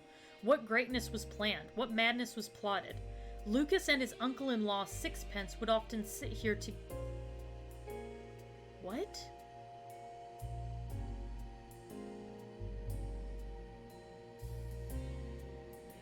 Hold on a second. Lucas and his uncle, meaning that Lucas married Sixpence's niece. So Eleanor was Sixpence's niece. That person isn't Eleanor, though. They're a different person. They refer to Eleanor... Okay, granted, that other one refers to... Granted, the golden mask dude refers to the Marquis as a separate person. Okay, so two possible scenarios. Two possible scenarios.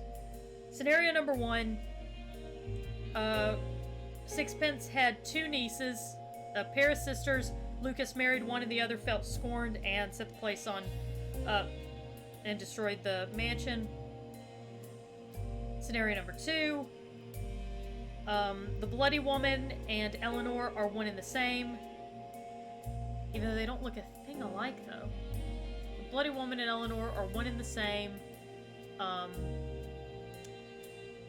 And that's how she was able to exist outside of the time loop.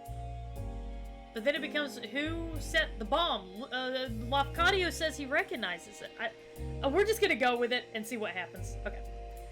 Lucas and his uncle-in-law Sixpence would often sit together here long into the evening discussing the future for their families. What ambitions did these two discuss? What dreams did they dare realize together? The places where events occur, both tragedies and triumphs, are often recorded. But what of the humble spaces where the ideas first take seed? They plotted something here.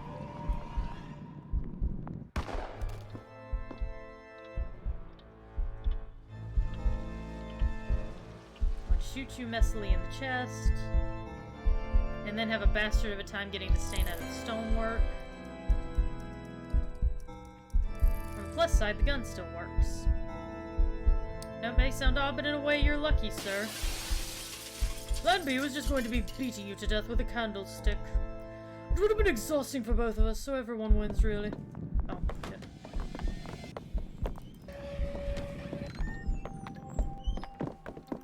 Let's go into this room. See what we can...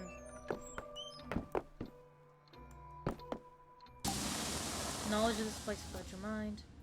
The safe room. The Marquis had many secrets and many expenses. An enormous amount of effort went into making the running of this mansion appear effortless, but none of it came without cost.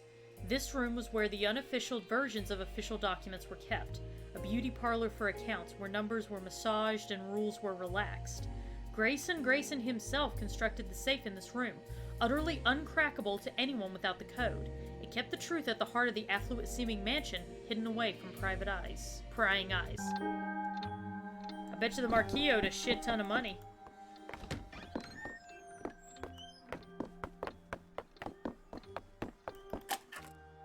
Oh.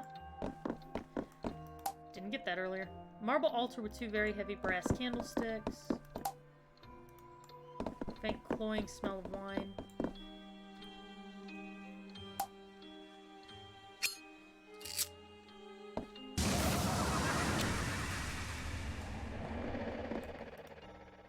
So we talk at last. It's been a long road for you. All to come back here. Take this, and I'll play on. Oh, shit. He was close all along, you know. Mr. Sixpence, that is. Just got a bit mixed up. This place does that to you. So he was close. Crumbs? Oh, communion wafers must have been kept here. So this is where...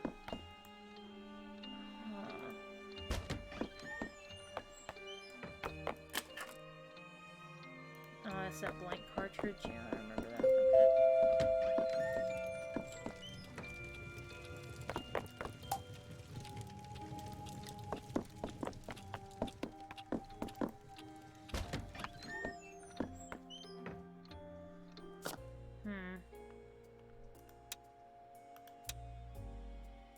prison. A prison here in the heart of the mansion. If you were to touch the walls, you would feel hundreds, thousands of tally marks, counting days, months, years.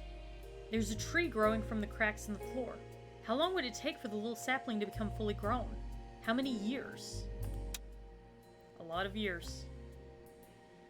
I'll tell you that shit right now. Reginald Sixpence is a genius clockmaker and mechanic who was originally commissioned to create the extravagant timepieces featured throughout the mansion. On one visit, he brought his niece along to help with a particularly challenging piece.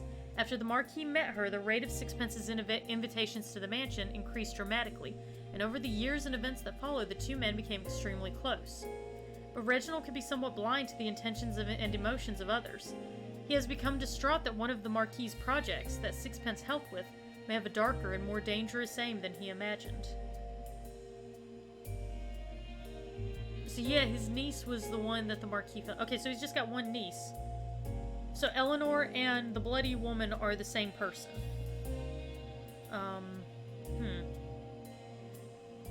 You know, I will point this out because this is a known thing. If you know the workings and the mechanics of clocks, from what I understand, there's not a massive leap from the mechanics and the workings of clocks to the mechanics and the workings of bombs. So, I'm just gonna point that out.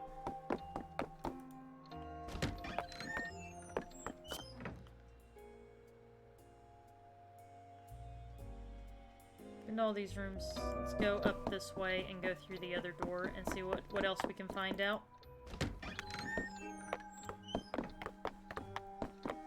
No, that's just gonna take us right back. Okay.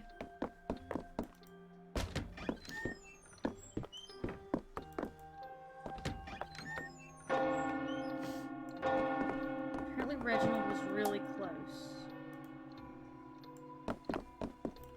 He was close, he just got mixed up. Maybe Equator.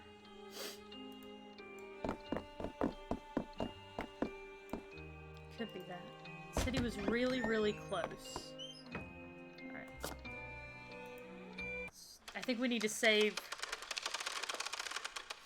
Maybe we need to save Sixpence again. I don't know. Or maybe just follow him and see what he was looking for.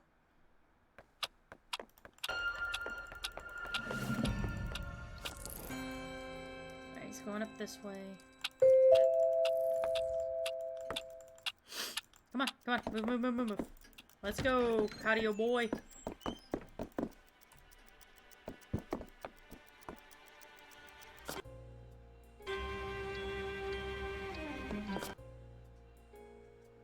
Oh no, we went that way.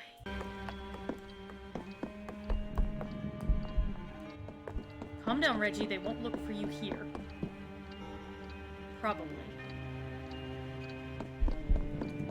Oh shit.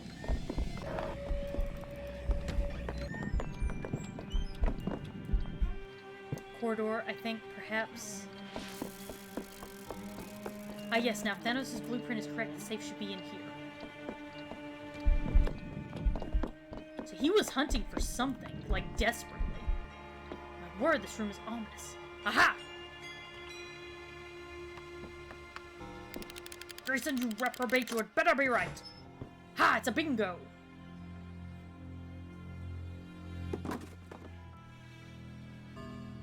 Wait, where is it? This is just garbage! Who locks garbage in a safe? I don't know, Southeast. I have no idea. I know it's here somewhere. This place is special. I know it is! You never told me. You should have told me!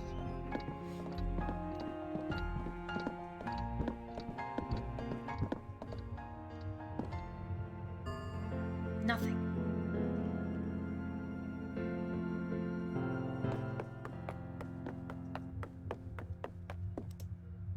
And then he's looking in the other one. Empty. For the love of... We're running out of time!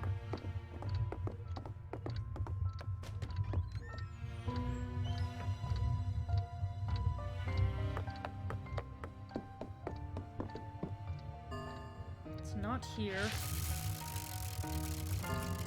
No, it has to. What is he looking for? You promised me, damn it. This can't be happening.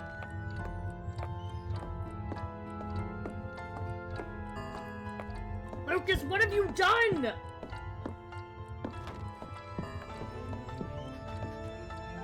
I'm terribly sorry, sir. What? No, you can't, please! You don't know what's going to happen! So he was looking for something. He said you don't know what's going to happen. Is that in relation to the bomb?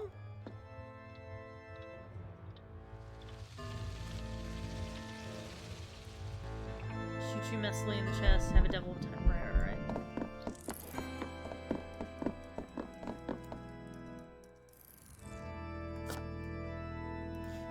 Yes, restart the day. I'm gonna try saving Reginald again and see if that. Get up, get up, get up, get up, get up, get up, get up. Come on, let's go. Quickly, quickly, quickly, quickly, quickly. I don't think I can get into that safe, but I'm gonna try. Yes!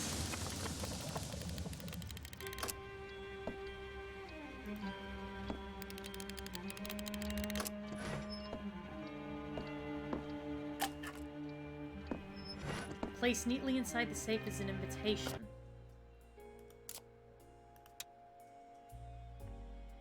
That's Grayson's, the Lightfinger locksmith. Grayson was, bluntly, an uncommonly good thief in his youth. He was involved in several fairly high-profile burglaries, but was eventually caught when his swagger outgrew sense, as Grayson puts it. After his stay in prison, voluntary! Could have always picked the lock! The Marquis contacted Grayson and requested that he provide security for the mansion. Grayson did so in spades, kickstarting his security business at the same time. The Marquis liked to tease Grayson about his past and would purchase items of great value to hide in the mansion, including, it seems, the treasure that Grayson was arrested for going after in the first place. So that's why he wanted the... Can I get the blank out of there early? I don't think I can. Nope.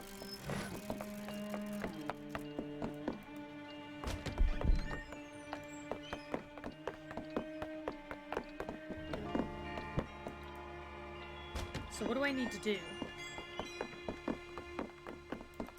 It says that he just got mixed up. So what did he get mixed up on?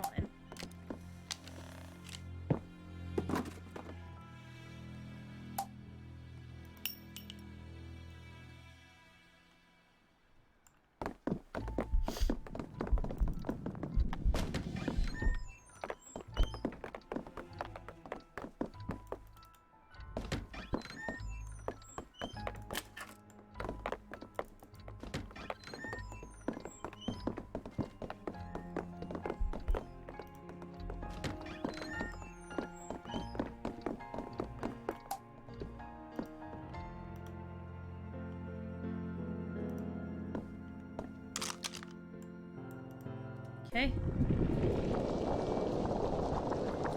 And that's what ended up saving him the first time. So then I need to talk to Reg.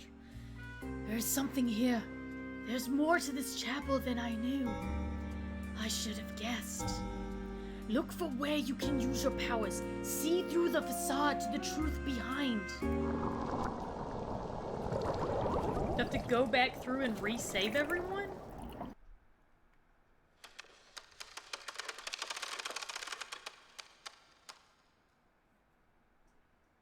See through to the facade behind. What does that mean?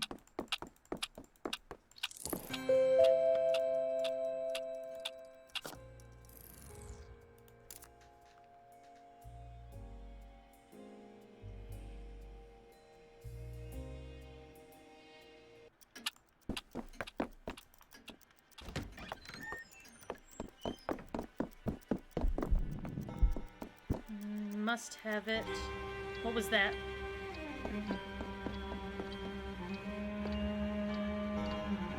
Calm down, Reggie. They won't look for you here. Probably.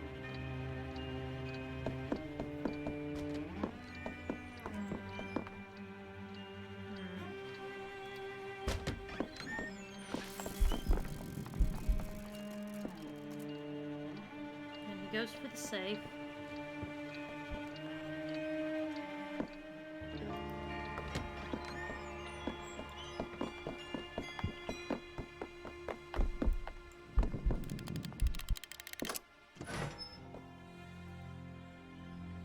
Can't find what he's looking for.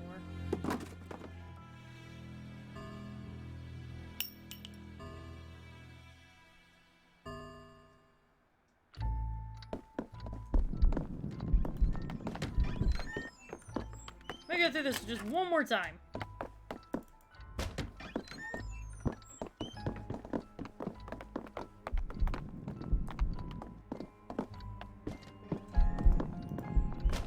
One more time to see what happens real quick. Alright. Put in the blank cartridge. No, see, she just stops it all over again. More to this chapel than I knew. I should have guessed. Look for where you can use your power, see the truth behind this. You can see through the facade. Ugh! Okay, so that's not it. It's just gonna restart me. Do I need to go and start resaving the other people? Is that what I need to do?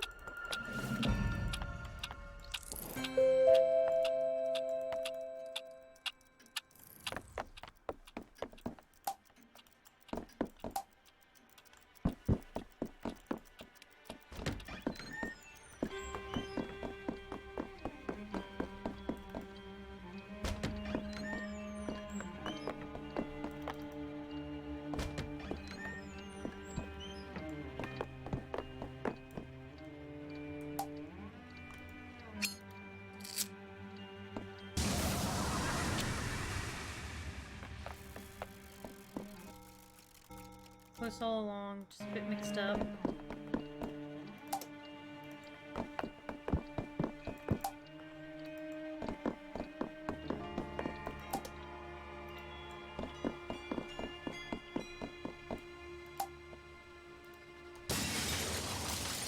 That's it.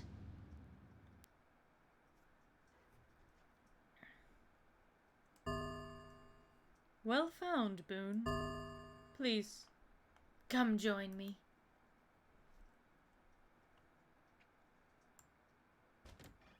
So that's what they meant by he actually was physically close.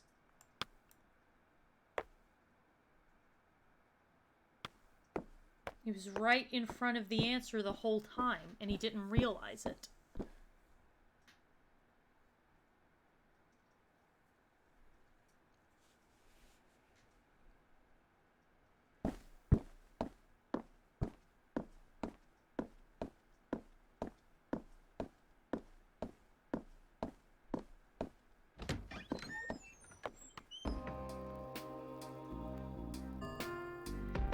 I cannot control you. I cannot make you part of my world. Not truly.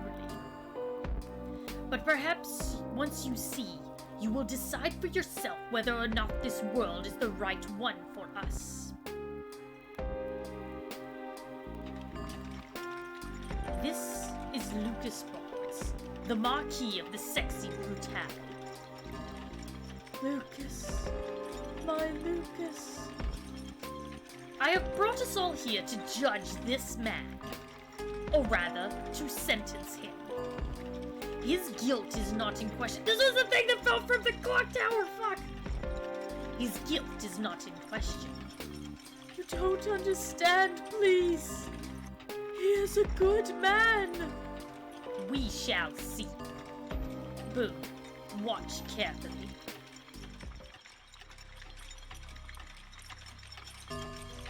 There's time. Still plenty of time. It's Sixpence's calculations, after all. The explosives are all primed. Everything will go off at once at the stroke of midnight.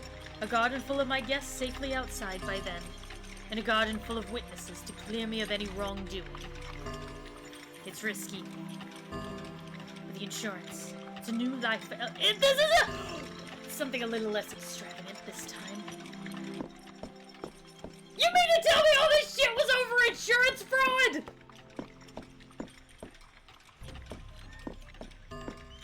Lucas.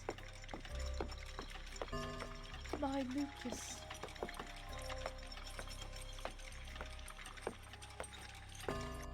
Please. He's a good man. Heavy. Sixpence. I'm afraid I rather lack your finesse. I don't want to see this. You'd be very disappointed, old chap. You've done a much neater and smaller job. Oh, where are they? I think I must have left them in the other room. Yes, yes, turn your face away. How easy for you. How easy to look the other way. I am the one who has to keep everything together. Is it perfect? No. But this is what is right. The closest to right that we deserve. Please. He's a good man.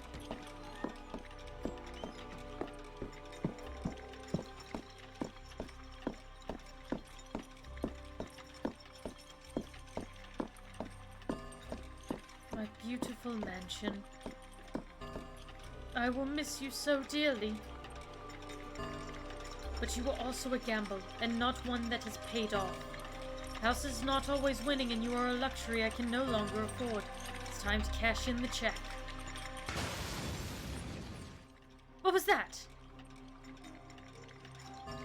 Oh my god. No!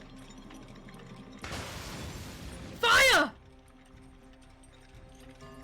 The theater, but how? The casino, no! No, no, no! The timer! Did I do something wrong? No, how could this be happening? I have to get out. Ellie! Ellie! No, no! Oh god, what have I done?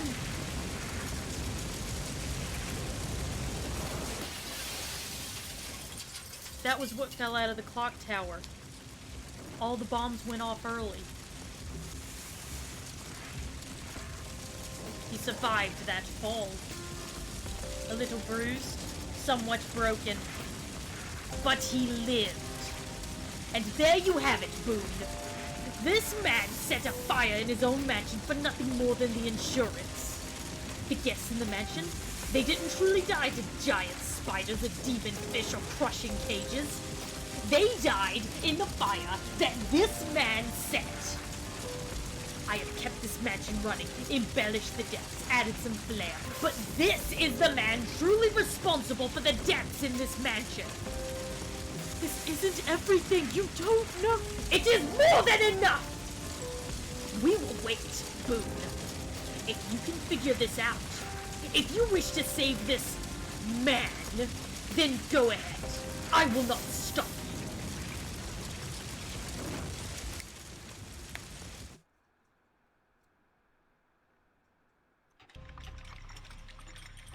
Oh, Jesus. Please, he's a good man. He did this, Boone. Can I interact with him at all? Probably not. Nope. Not at all. Okay. Okay, no interaction. I got it. Jesus. This time still plenty. So he screwed up the timers. It was meant to go off at midnight, and everyone was going to be safe. But he screwed up.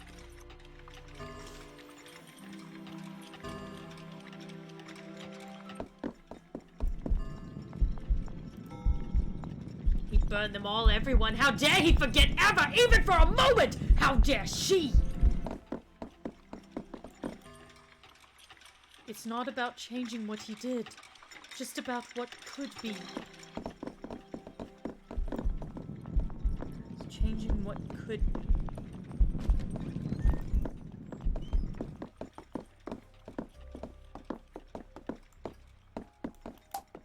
A violin. For practice? Looks like Sixpence's handiwork.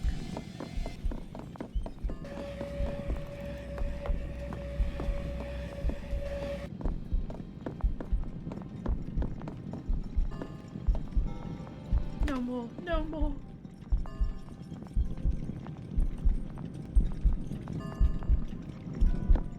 Done a much neater and smaller job. I think I must have left them in the other room. This is the face of evil. Not malice, just stupidity. Yes, yes, it was stupid, but there must be an end to it!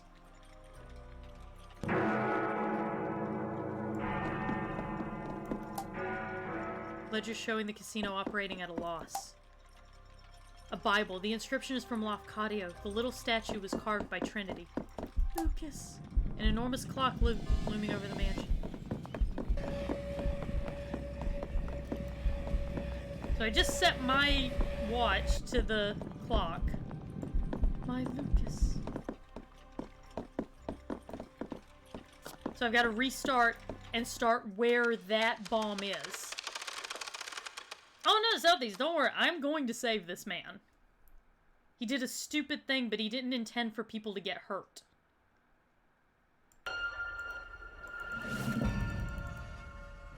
Alright, here we are. Replica of the Sexy Brutale. The locations of the fireplace have been marked on it with flags. Oh, what do we get here? Orm's wire cutters. I'm gonna stop the bombs from going off. That's how I'm gonna save him. Achievement unlocked, the tale of the Sexy Brutale. Wait, this wire is cut. Who? Wait, this isn't right. The timer. I made a mistake! This would have gone off early, my god! Boom.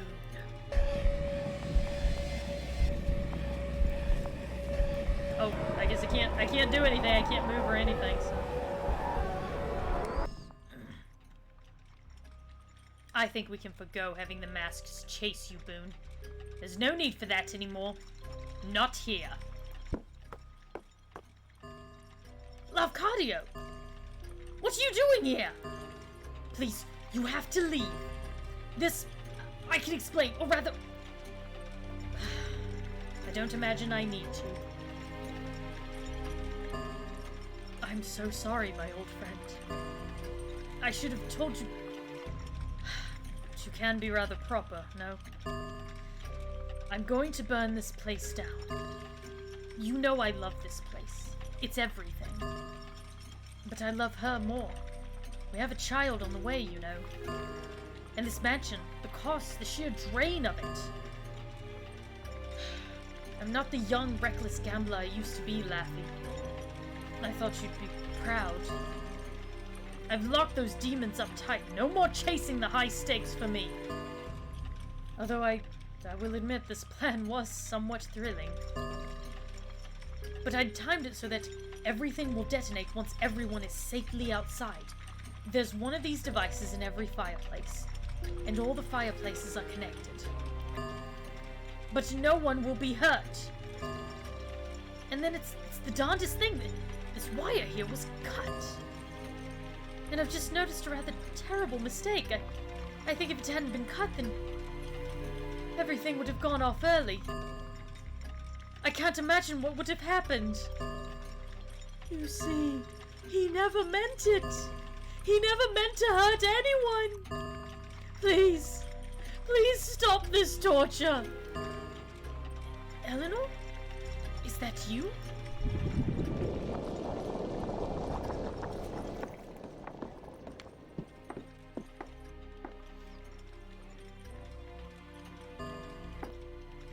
No, he did not intend, but he acted. And they died.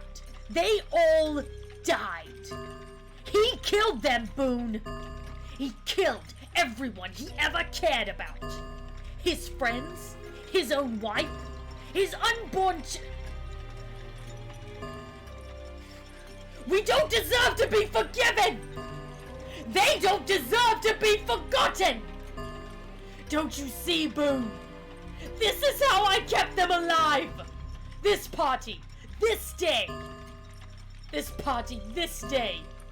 I kept the agony fresh. I see their faces. I remember them! She would have us forgive ourselves. She would let us go. She would have you live. But I'm not ready. I will never be ready. Please, Boone. Boone.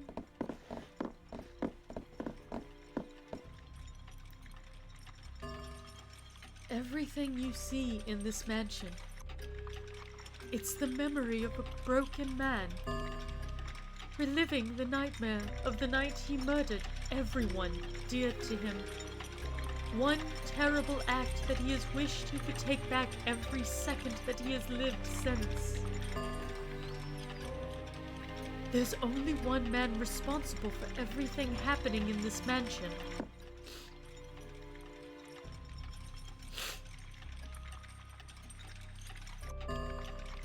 Lucas.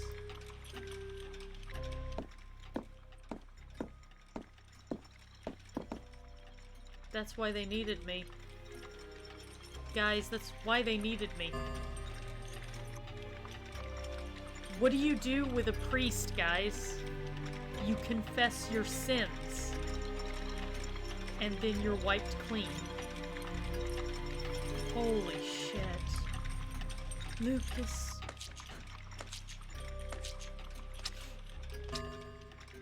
And...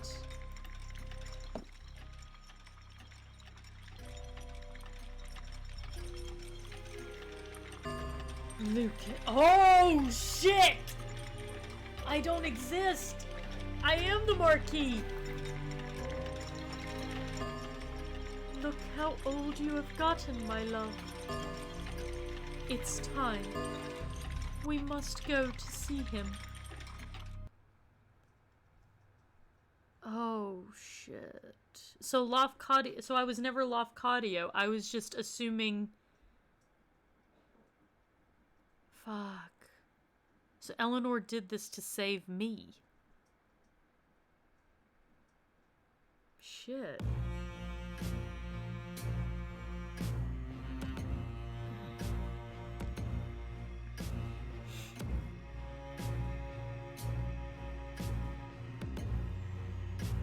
All of them are Lucas. So he recreated himself to be able to perform all that. Jesus fucking Christ.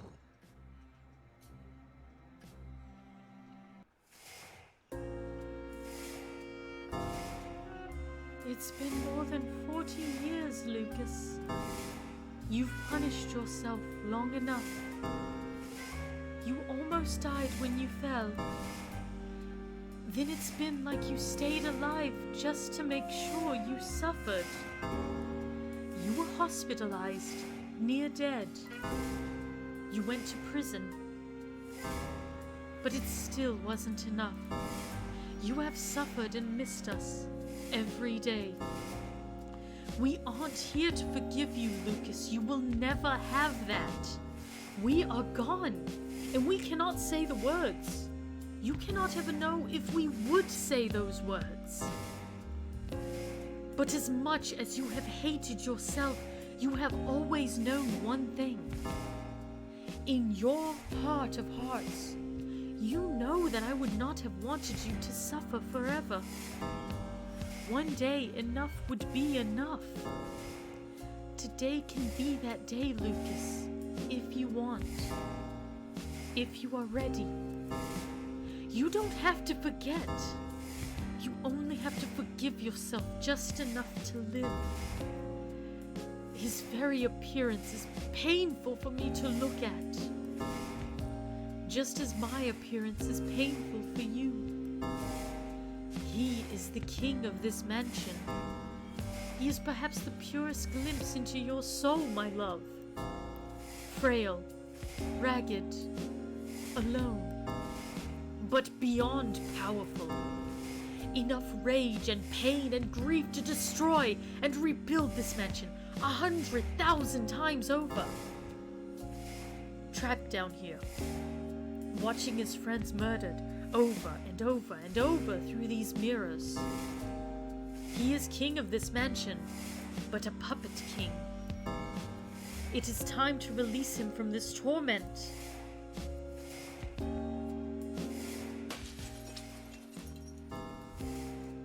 Take your mask, Lucas. It will return every aspect of yourself. Then, let us go. Let us all go. It doesn't mean you forget. I love you.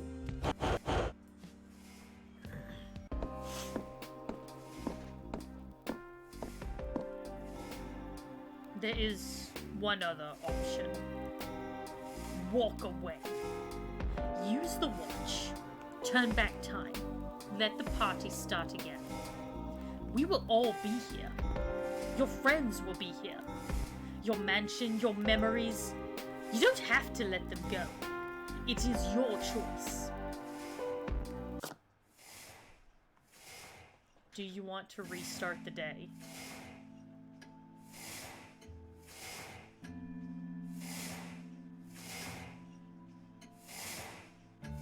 No, I don't want to restart the day. I want to set Lucas free. No. This place is yours, Lucas. It is horrible and broken and twisted. You don't have to be prisoner here. I loved you. I loved you so much and you loved me. I know you are sorry. I know it's not enough. But it is done. Let some of the pain go. Live your life. Goodbye, my love.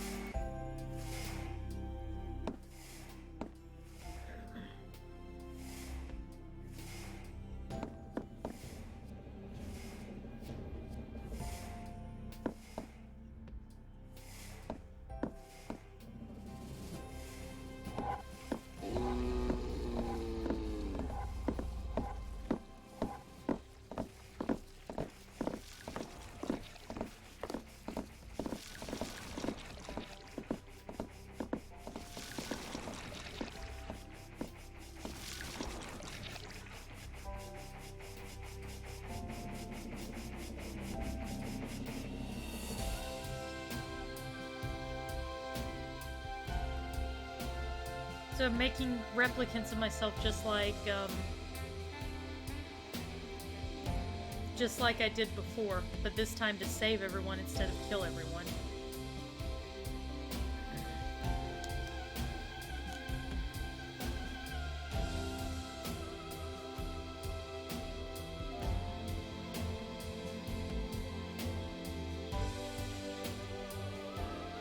That actually makes sense also in terms of the mythology. Remember I said that the samurai, after his wife died, became a Buddhist monk. So that's why Lucas became a priest. Goodbye, my love. Wherever I am, I'm always here. Visit if you want, but don't stay too long. It's time to make new memories. Time to live the life you still have.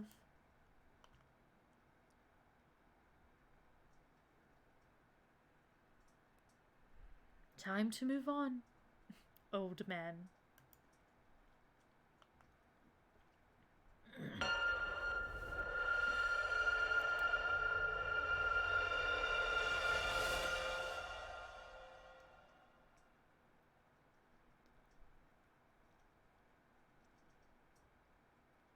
One look and I forget how to walk.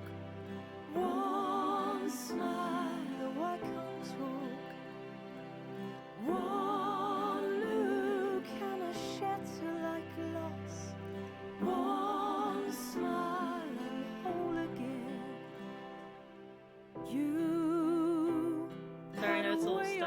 sitting in a dark room with nothing but a smile. Yeah, that's... Fuck. And no man That is the sexy Brutale. threw at us. God. I felt safe there in your arms. One day and my whole world had changed. One choice, you were gone. Oh, Yeah, damn indeed, Blue Tick. my memory, and your smile on the wall. It really was, yeah. I promise, I am gonna put all this into a collection, so you'll have access to the Sexy Brutale whenever you want. Holy shit, guys. This was really good. I really enjoyed this. Like, this was a lot. Holy shit, this was a great game. I like whenever games will, even if we did kind of spoil the ending for ourselves, I'm kind of okay that we did. I really like games that are pulled from like more obscure mythology. I actually like games that retell, like stories that retell mythology. I actually really enjoy those. So I had a lot of fun with this because, like I said, I just really like whenever they recreate mythology and recreate stories like that. I think that's really, really fun to watch, you know?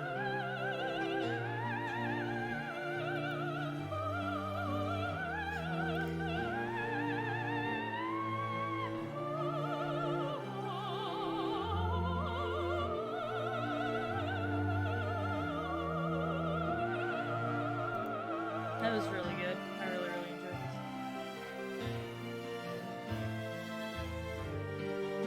Oh yeah, definitely more things to unpack.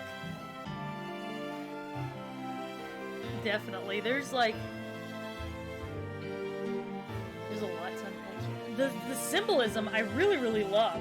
I just adore the symbolism in all of this, you know what I mean? The idea of, like, you know, the loop also being, if you think about it, it's also a bit of a reference to, you know how whenever you're grieving terribly,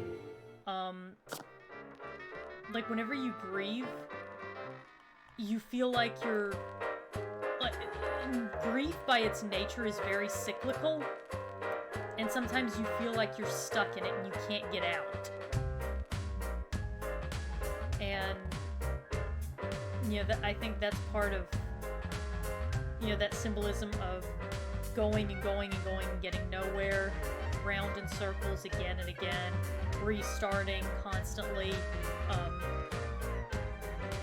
You know, there's the symbolism in the fact that Lucas becomes a priest, because there's multiple layers of symbolism there.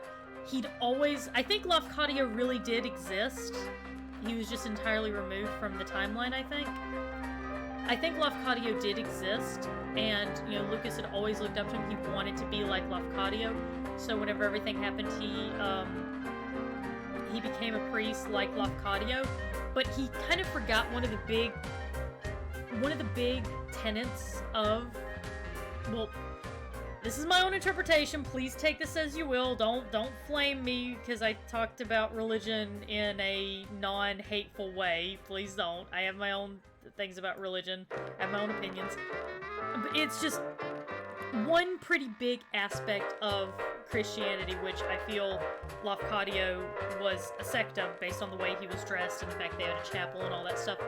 One aspect of it is the idea of forgiveness, that if you truly do atone for what you have done, if you genuinely feel remorse, that you will be forgiven. But there's also another sect of, again, I'm assuming this is like Catholicism, because of the communion wafers and stuff like that. So there is that aspect of it, but there's another aspect of Catholicism that is the idea of self-flagellation and basically punishing yourself again and again for your sins. And I think that he kind of really took to that aspect of the religion, which is the idea that you need to be punished, you have to suffer for the things that you've done, but it's like very early Christianity. But the thing is that in the early philosophy of Christianity, that suffering is meant to bring you closer to God and ultimately bring you closer to healing and forgiveness. But he kind of got stuck in that suffering because he wanted to punish himself because he felt so terrible for what he had done. Remember, he had that trophy room because he used to hunt, and then he stopped. He realized the practice was distasteful, but he kept the trophy room to remind himself. So he's a guy who, he really feels his mistakes. He feels his failures, and he reminds himself of them because he feels like that makes him stronger. But it's not a very healthy way to deal with doing things, you know what I mean? Where are we at on that, Guys, I'm gonna see if I can really quick, I'm gonna see if I can get the other ending. I wanna see if I can get the alternate ending. Just really quick.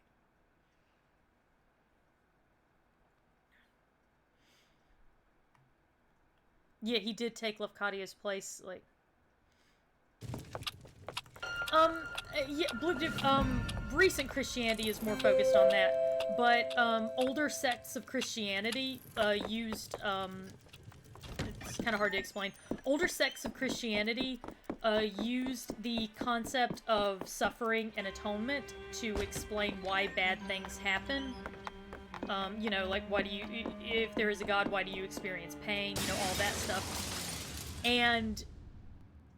like, that was used to basically say, oh, you have to suffer in order to get closer to God, because you commit sins, so you need to be punished for them. That is like an old school, I'm talking like ancient Christianity, basically. Yeah, nowadays Christianity is more focused on Jesus taking the suffering, that you... Well, Catholicism, Christianity, a little bit of potato, but not entirely, I know, but... stemming from the same idea, you know, Jesus died, rose from the dead, all that stuff.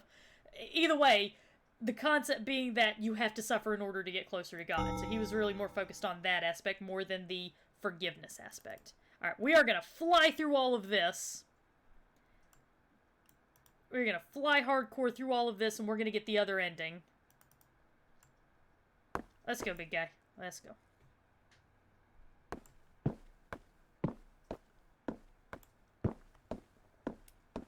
Hope you guys don't mind. We're going to fly through this dialogue real quick. We're going to get the other ending and see what happens. Well, I mean, what happens is he doesn't forgive himself, which is really, really sad.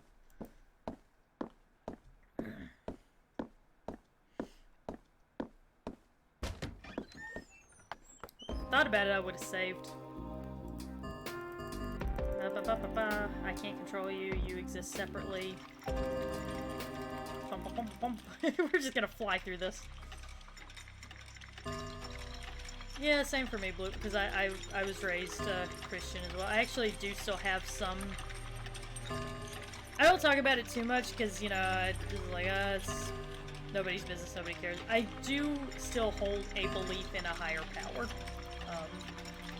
It's just something, it's my personal thing that I believe in. I try not to push it off on other people, because, you know, it's none of their business, and what they do is none of my business. But yeah, I do still have some religious beliefs. But yeah, I also, like, I grew up Christian, but I also have always been very fascinated with history and the history of, like, religions and cultures and things like that, so. Yeah, it's time to fuck some people up, Equator.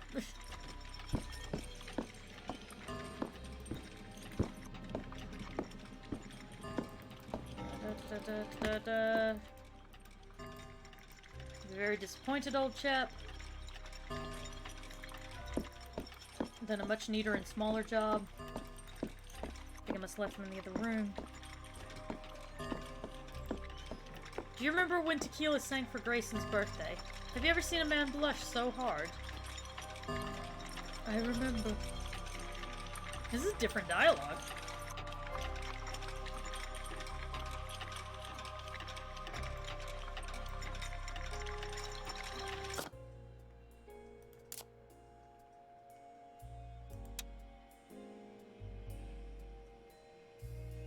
Oh, hang on, let's read this, guys. The King in Red's Chamber.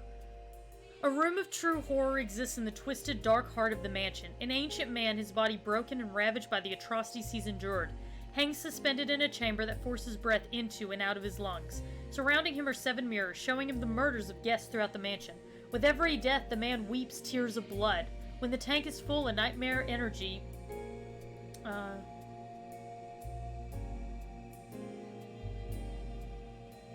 Sorry, hang on. Let me read that.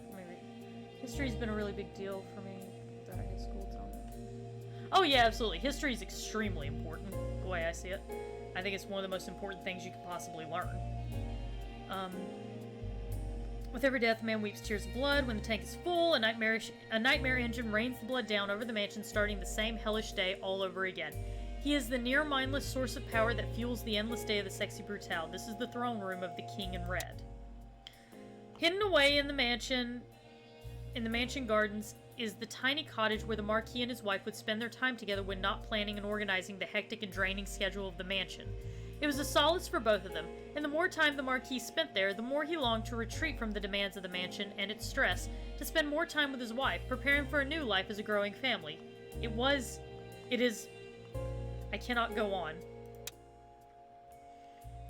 You found me again, eh? You dared lock me away! I've missed you, old friend. I will rip you apart! The adventures we got up to together. You were mine! Don't you miss those days? Your rage and joy was nectar! Let's play around together. I will only need one. I know there's so much to think about, to catch up on. Give in! It's all so easy. Just deal the card. Deal the card! Spin the wheel. I will never let you leave! It'll be just like old times. Come closer! These chains really aren't necessary. Come closer! So that's that darkness within him. Fuck. Fire raging throughout the mansion. How did this come to be? Where is this? Can it be real? There must be a path through the flames, a way to fight past this hellish, burning nightmare to a better place on the other side. This is what the storybooks teach us, surely. That past every great trial are the green fields of success and happiness? Then let us forge onward. Let us push through the pain in the blind hope that somehow, in some way, a better world awaits. The Marquis was not a religious man, not in his youth at least, but his wife was, and the Marquis cherished her. He originally built the chapel... He originally built the chapel as a gift for Eleanor. Then over the years, he found himself spending more and more of his free moments in quiet contemplation there. Whenever he had a difficult decision to make, it was here that the Marquis would sit and think. He felt increasing guilt over the fact that he had also used the construction of the stained glass window as a particularly devious cover for one of his most closely guarded secrets. The room is covered in sketches, diagrams, and notes, with a scale replica of the sexy Brutale mansion on a table. The model shows every fireplace in the mansion, marked clearly with a flag. Pieces of clockwork mechanisms and volatile-looking substances are scattered around. It appears that the Marquis and Reginald Sixpence were collaborating on a secret project together. To what end? To what purpose? Reginald must have realized that the Marquis had set the wrong, he'd set the, clocks incorrectly. Maybe he knew what he was gonna do, I don't know. Welcome to my home, old friend. Or should I say our home. It feels good to finally be able to speak face to face. Well, the gold mask does somewhat get in the way, but we've always understood each other, haven't we? Thanos? No, I'm afraid it's me who has been leaving you these little notes. It has always been me. I built this place, brick by brick. Sweat, tears, and blood. I'm glad you're here in a way, to see where it all began, or where it all ended. It can all be yours. It can all be ours. After all, what else is left, old friend? He must have Luke Dip, yeah. In his youth, Lafcadio Boone was a gambler and casino owner, much like the Marquis. But in his older years, he renounced his indulgent lifestyle and turned to religion. How the two first met is unclear, but over the years they became firm friends, and Lafcadio has always been something of a guide and mentor to Lucas. When trying to cope with the pain and loss of his family, the pain that ultimately created the mansion's never-ending loop.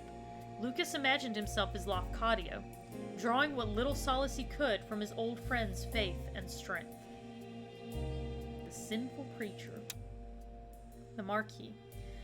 A wild and erratic gambler, Lucas's addiction brought him to the brink of ruin and madness before fortune smiled on him, making him rich beyond his wildest dreams. He created the sexy Brutale casino mansion, but as costs mounted and his priorities changed, he sought a way to escape, resulting in the criminal deaths of those he held dearest, and destroying everything he was or dreamed of.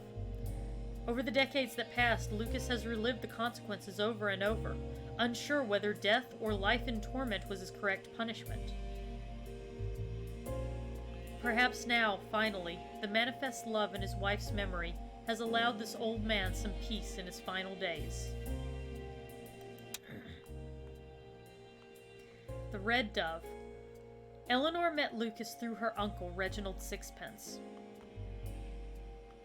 Originally, she was enraptured by his flair and charm, but as the two fell in love, Lucas came to rely on her grace and judgment in almost all challenges they faced together. When Eleanor became pregnant, everything changed for Lucas, and he began to look for ways to provide a secure future for the both of them. Her death, and that of their unborn child, unmade Lucas's life.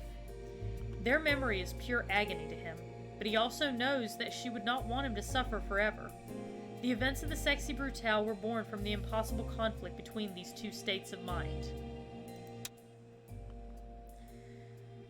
The Bloody Girl is the manifest memory of Lucas's wife, Eleanor. His wife brought purest joy to Lucas, but knowing that he caused her death is white-hot, impossible grief and agony. The Bloody Girl has been trapped in the mansion all the years that Lucas has tormented himself. To look upon her is torture, with every detail of her suffering impossible to forget, etched across every part of her face and body. But within her memory is the seed of forgiveness. Lucas knows deep down that she would still want him one day to be able to move on and live a life, so that not everything of worth was lost on that one terrible night. Deuteronomy Bound. The man in the golden skull mask is the terrible aspect of Lucas that never wishes for him to forgive himself. In his mind, the mansion has been created to keep the tortured memories of everyone fresh and alive. In this way, Gold Skull believes that he honors them as best he can, by never allowing them to be forgotten, and never allowing him, Lucas, the Marquis, to forgive himself and move on with his life. Gold Skull has ruled the mansion and Lucas's mind for decades, and only in the most recent of times has the love of Eleanor, as the Bloody Girl, made the tiniest crack in the nightmare prison that he has created. Gold Skull's will shapes the mansion, but the raw power to impose his vision is drawn from a deeper, darker well, the King in Red. My voice is getting tired, can you guys tell?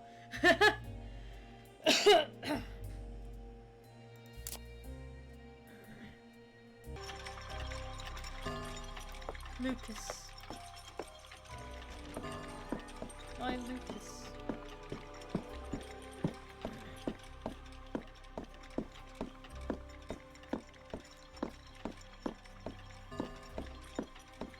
My beautiful mansion. I will miss you so dearly. But you are also a gamble, and not one that is paid off. Hang on, I just want to check something really quick. Really quick. Sorry guys, I need to use Google really quick.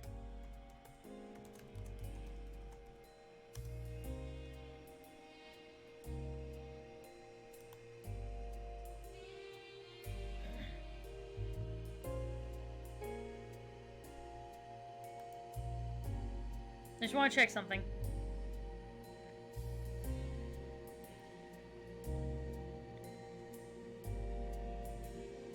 So, the,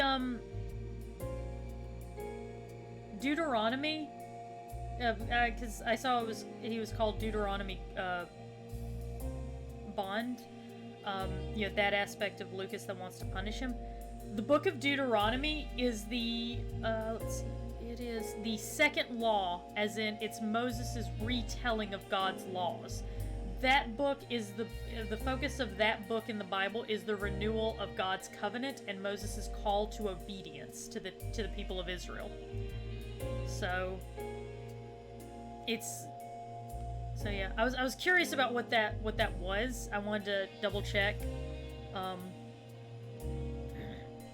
And in the book, apparently, God's main concern was about the willingness of the Israelites to renew their commitment to Him. It wasn't necessarily that they needed to recommit; it's that it's whether or not they had the will to do so. So, definitely heavy religious symbolism in this game. Time to cash in the check. But I wanted to check that because that was gonna bother me otherwise. Alright, bombs start going off prematurely.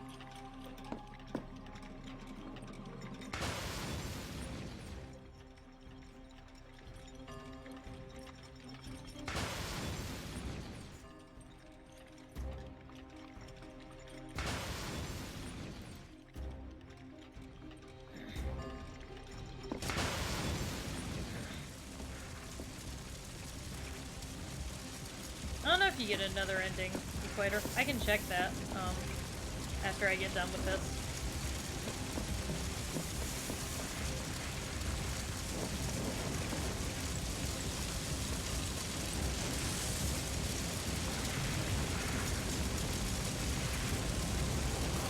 He throws himself out the window to die, but he survives the fall.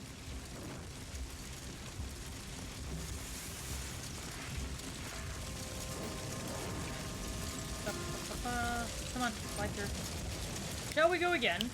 Yes, we shall.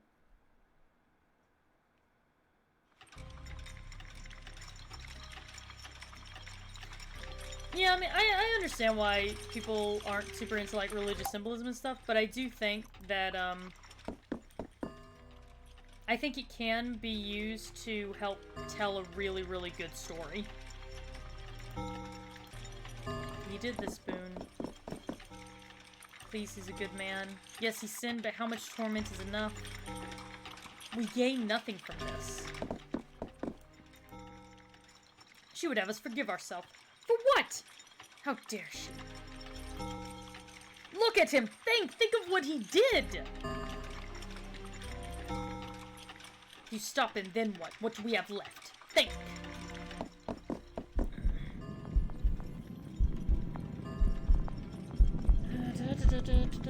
Come on, get a move on, big guy. Without me, there would be nothing. Is that what you want?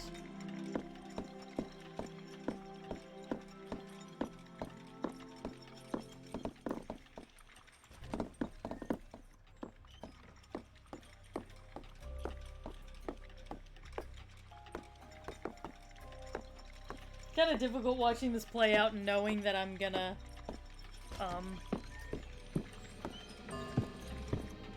that I'm gonna keep punishing him.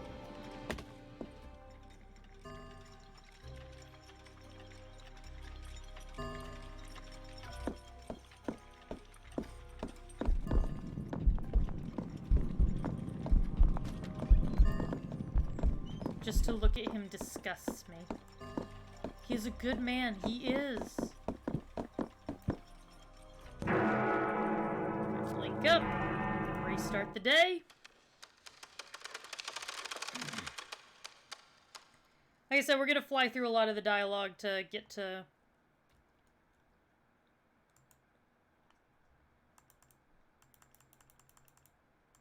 the end so that we can go ahead and unlock that other ending. I should have saved at some point during all of this, I guess, but oh well, you live and you learn.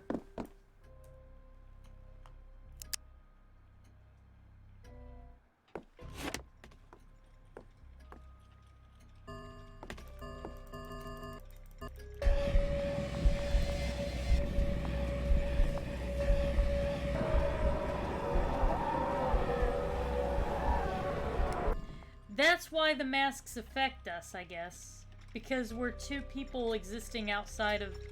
in two places at the same time. I guess that's probably what's happening there. Skip all of this. Moving right along, do-do-do-do-do-do.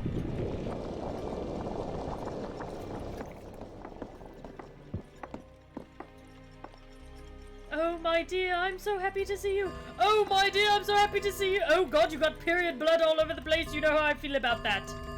It'll take me ages to get that out of the woodwork.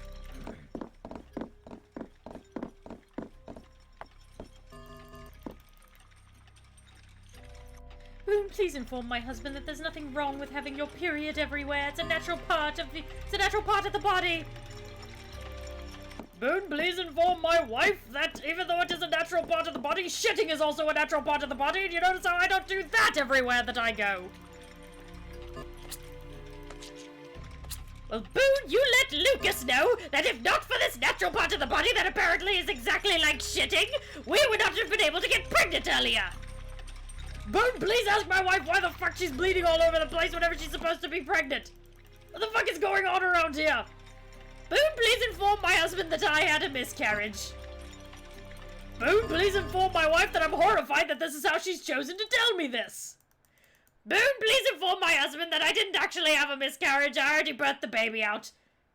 It's 2 months premature. But it'll be fine, I'm sure. Boone, please inform my wife that I really would have liked to have known that we had a 2-month premature baby sitting out there in the cabin while I was in here doing all of this work! Boone, please inform my husband that I am no longer speaking to him until he comes to his senses. Boone, please inform my wife that I would like a divorce. I'll let that run away with me, sorry about that.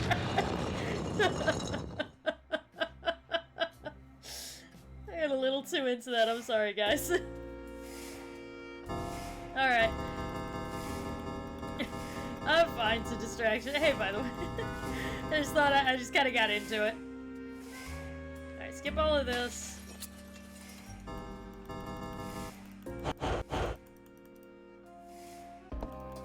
And then we're gonna restart the day, and we're gonna get the other ending. See what happens.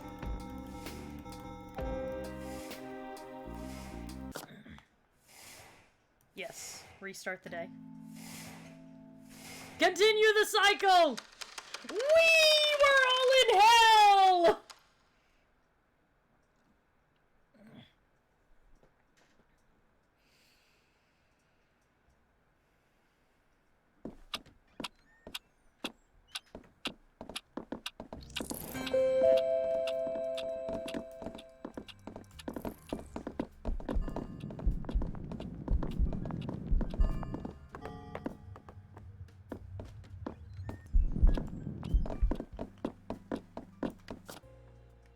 Does it just mean that I can unlock more of the secrets? Is that what's happening there?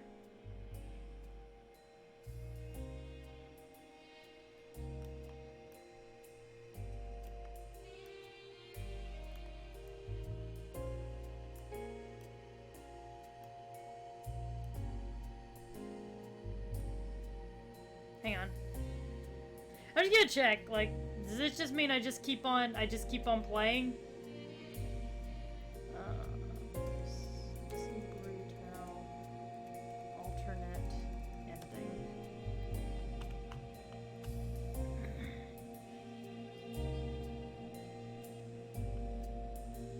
I think it's just you just start over.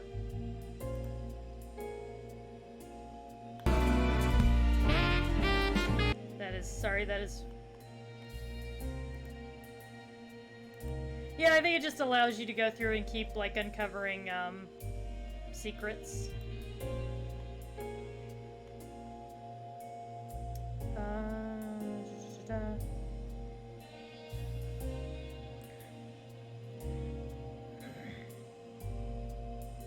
Okay, so you would just be replaying the scenes over. Sorry about that, guys. Sorry. Sorry about that.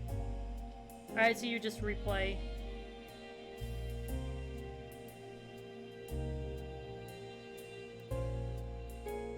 There is also another ending that you can unlock by getting all 52 of the cards, apparently. Which, I'm not gonna do that today. My voice is very tired. But we only need 12 more. Would you guys like one more stream of this? Like maybe tomorrow or Monday? and I'll go through and I'll try to get the rest of the invitations and the rest of the cards and all that. It won't be today. My voice is very tired from all of this, and it really, really needs a break. So, would you guys like that?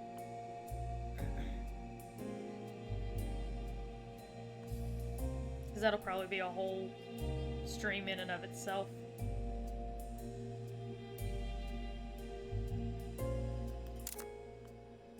You guys are down for that? Okay, we'll do that. We'll do that. Because I do want to call it here today, because I'm, like I said, voice very tired. Save. Oh, we're gonna save and return to the main menu.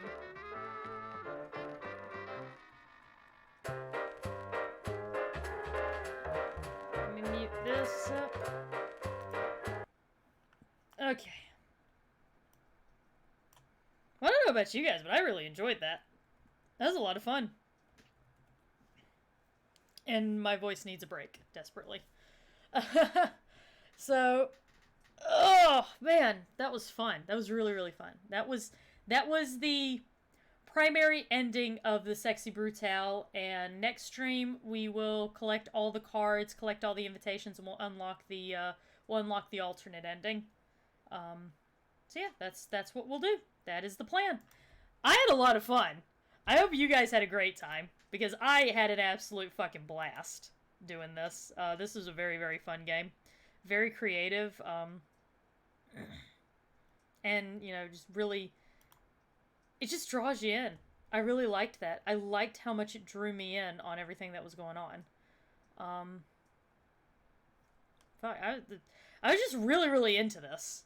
Just into this pretty much right from the word go. So, next game ideas.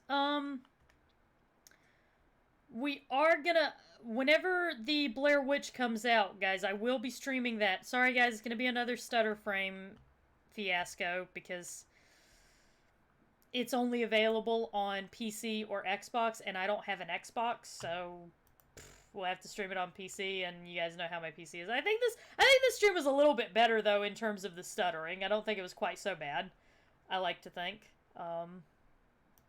Probably wrong, but, you know. I just want to believe, guys. I just want to believe. Bayonetta.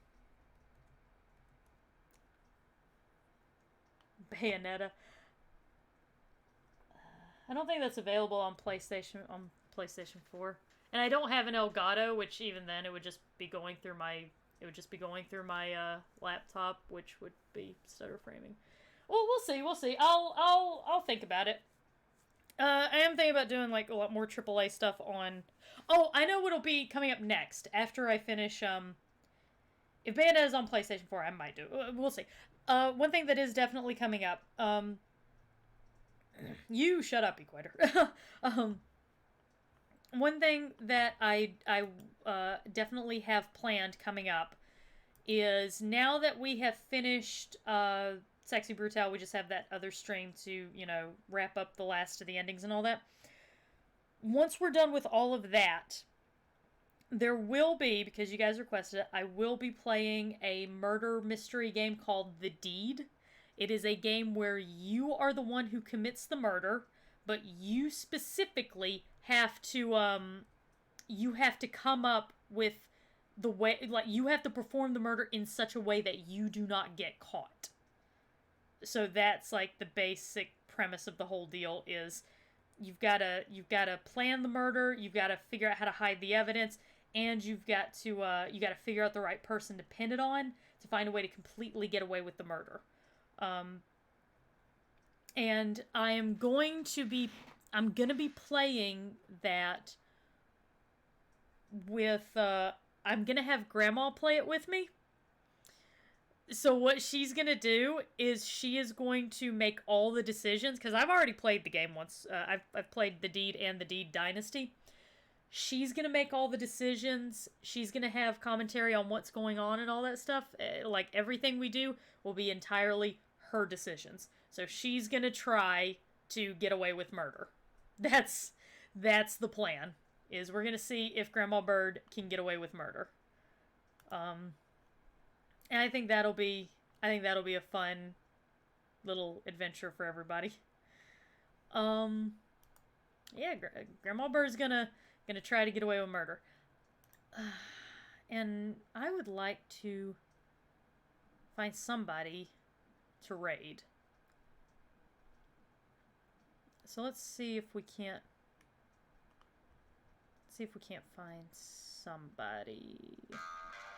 Shut up, phone, I'm busy! There's always gotta be a moment where the phone goes off, you know what I mean? There's no one live on... You know what? There's just no one live. So, alright, I've got another idea. Here's what I'll do. I will, I'll set up a rerun of the other Sexy Brutale games. Like, the others. Oh, is Kiwo live? Yeah, we can raid Kiwo, why not? She's doing some Grand Theft Auto, she's doing some Grand Theft Auto roleplay, that's always fun. Yeah. Go say hi to Kiwo. She's pretty cool. She's a pretty cool chick. So, thank you guys so much for coming by. I will announce on Twitter and in the Discord when I am going live with the ultimate finale, alternate ending, all that shit. I will let you guys know whenever that's gonna happen. It'll either be tomorrow or Monday. Depends on how my coursework goes. Because I gotta get back into that. I've been slacking really hardcore on that. Okay, guys, thank you guys so much for coming out. I will see all of you later. Bye!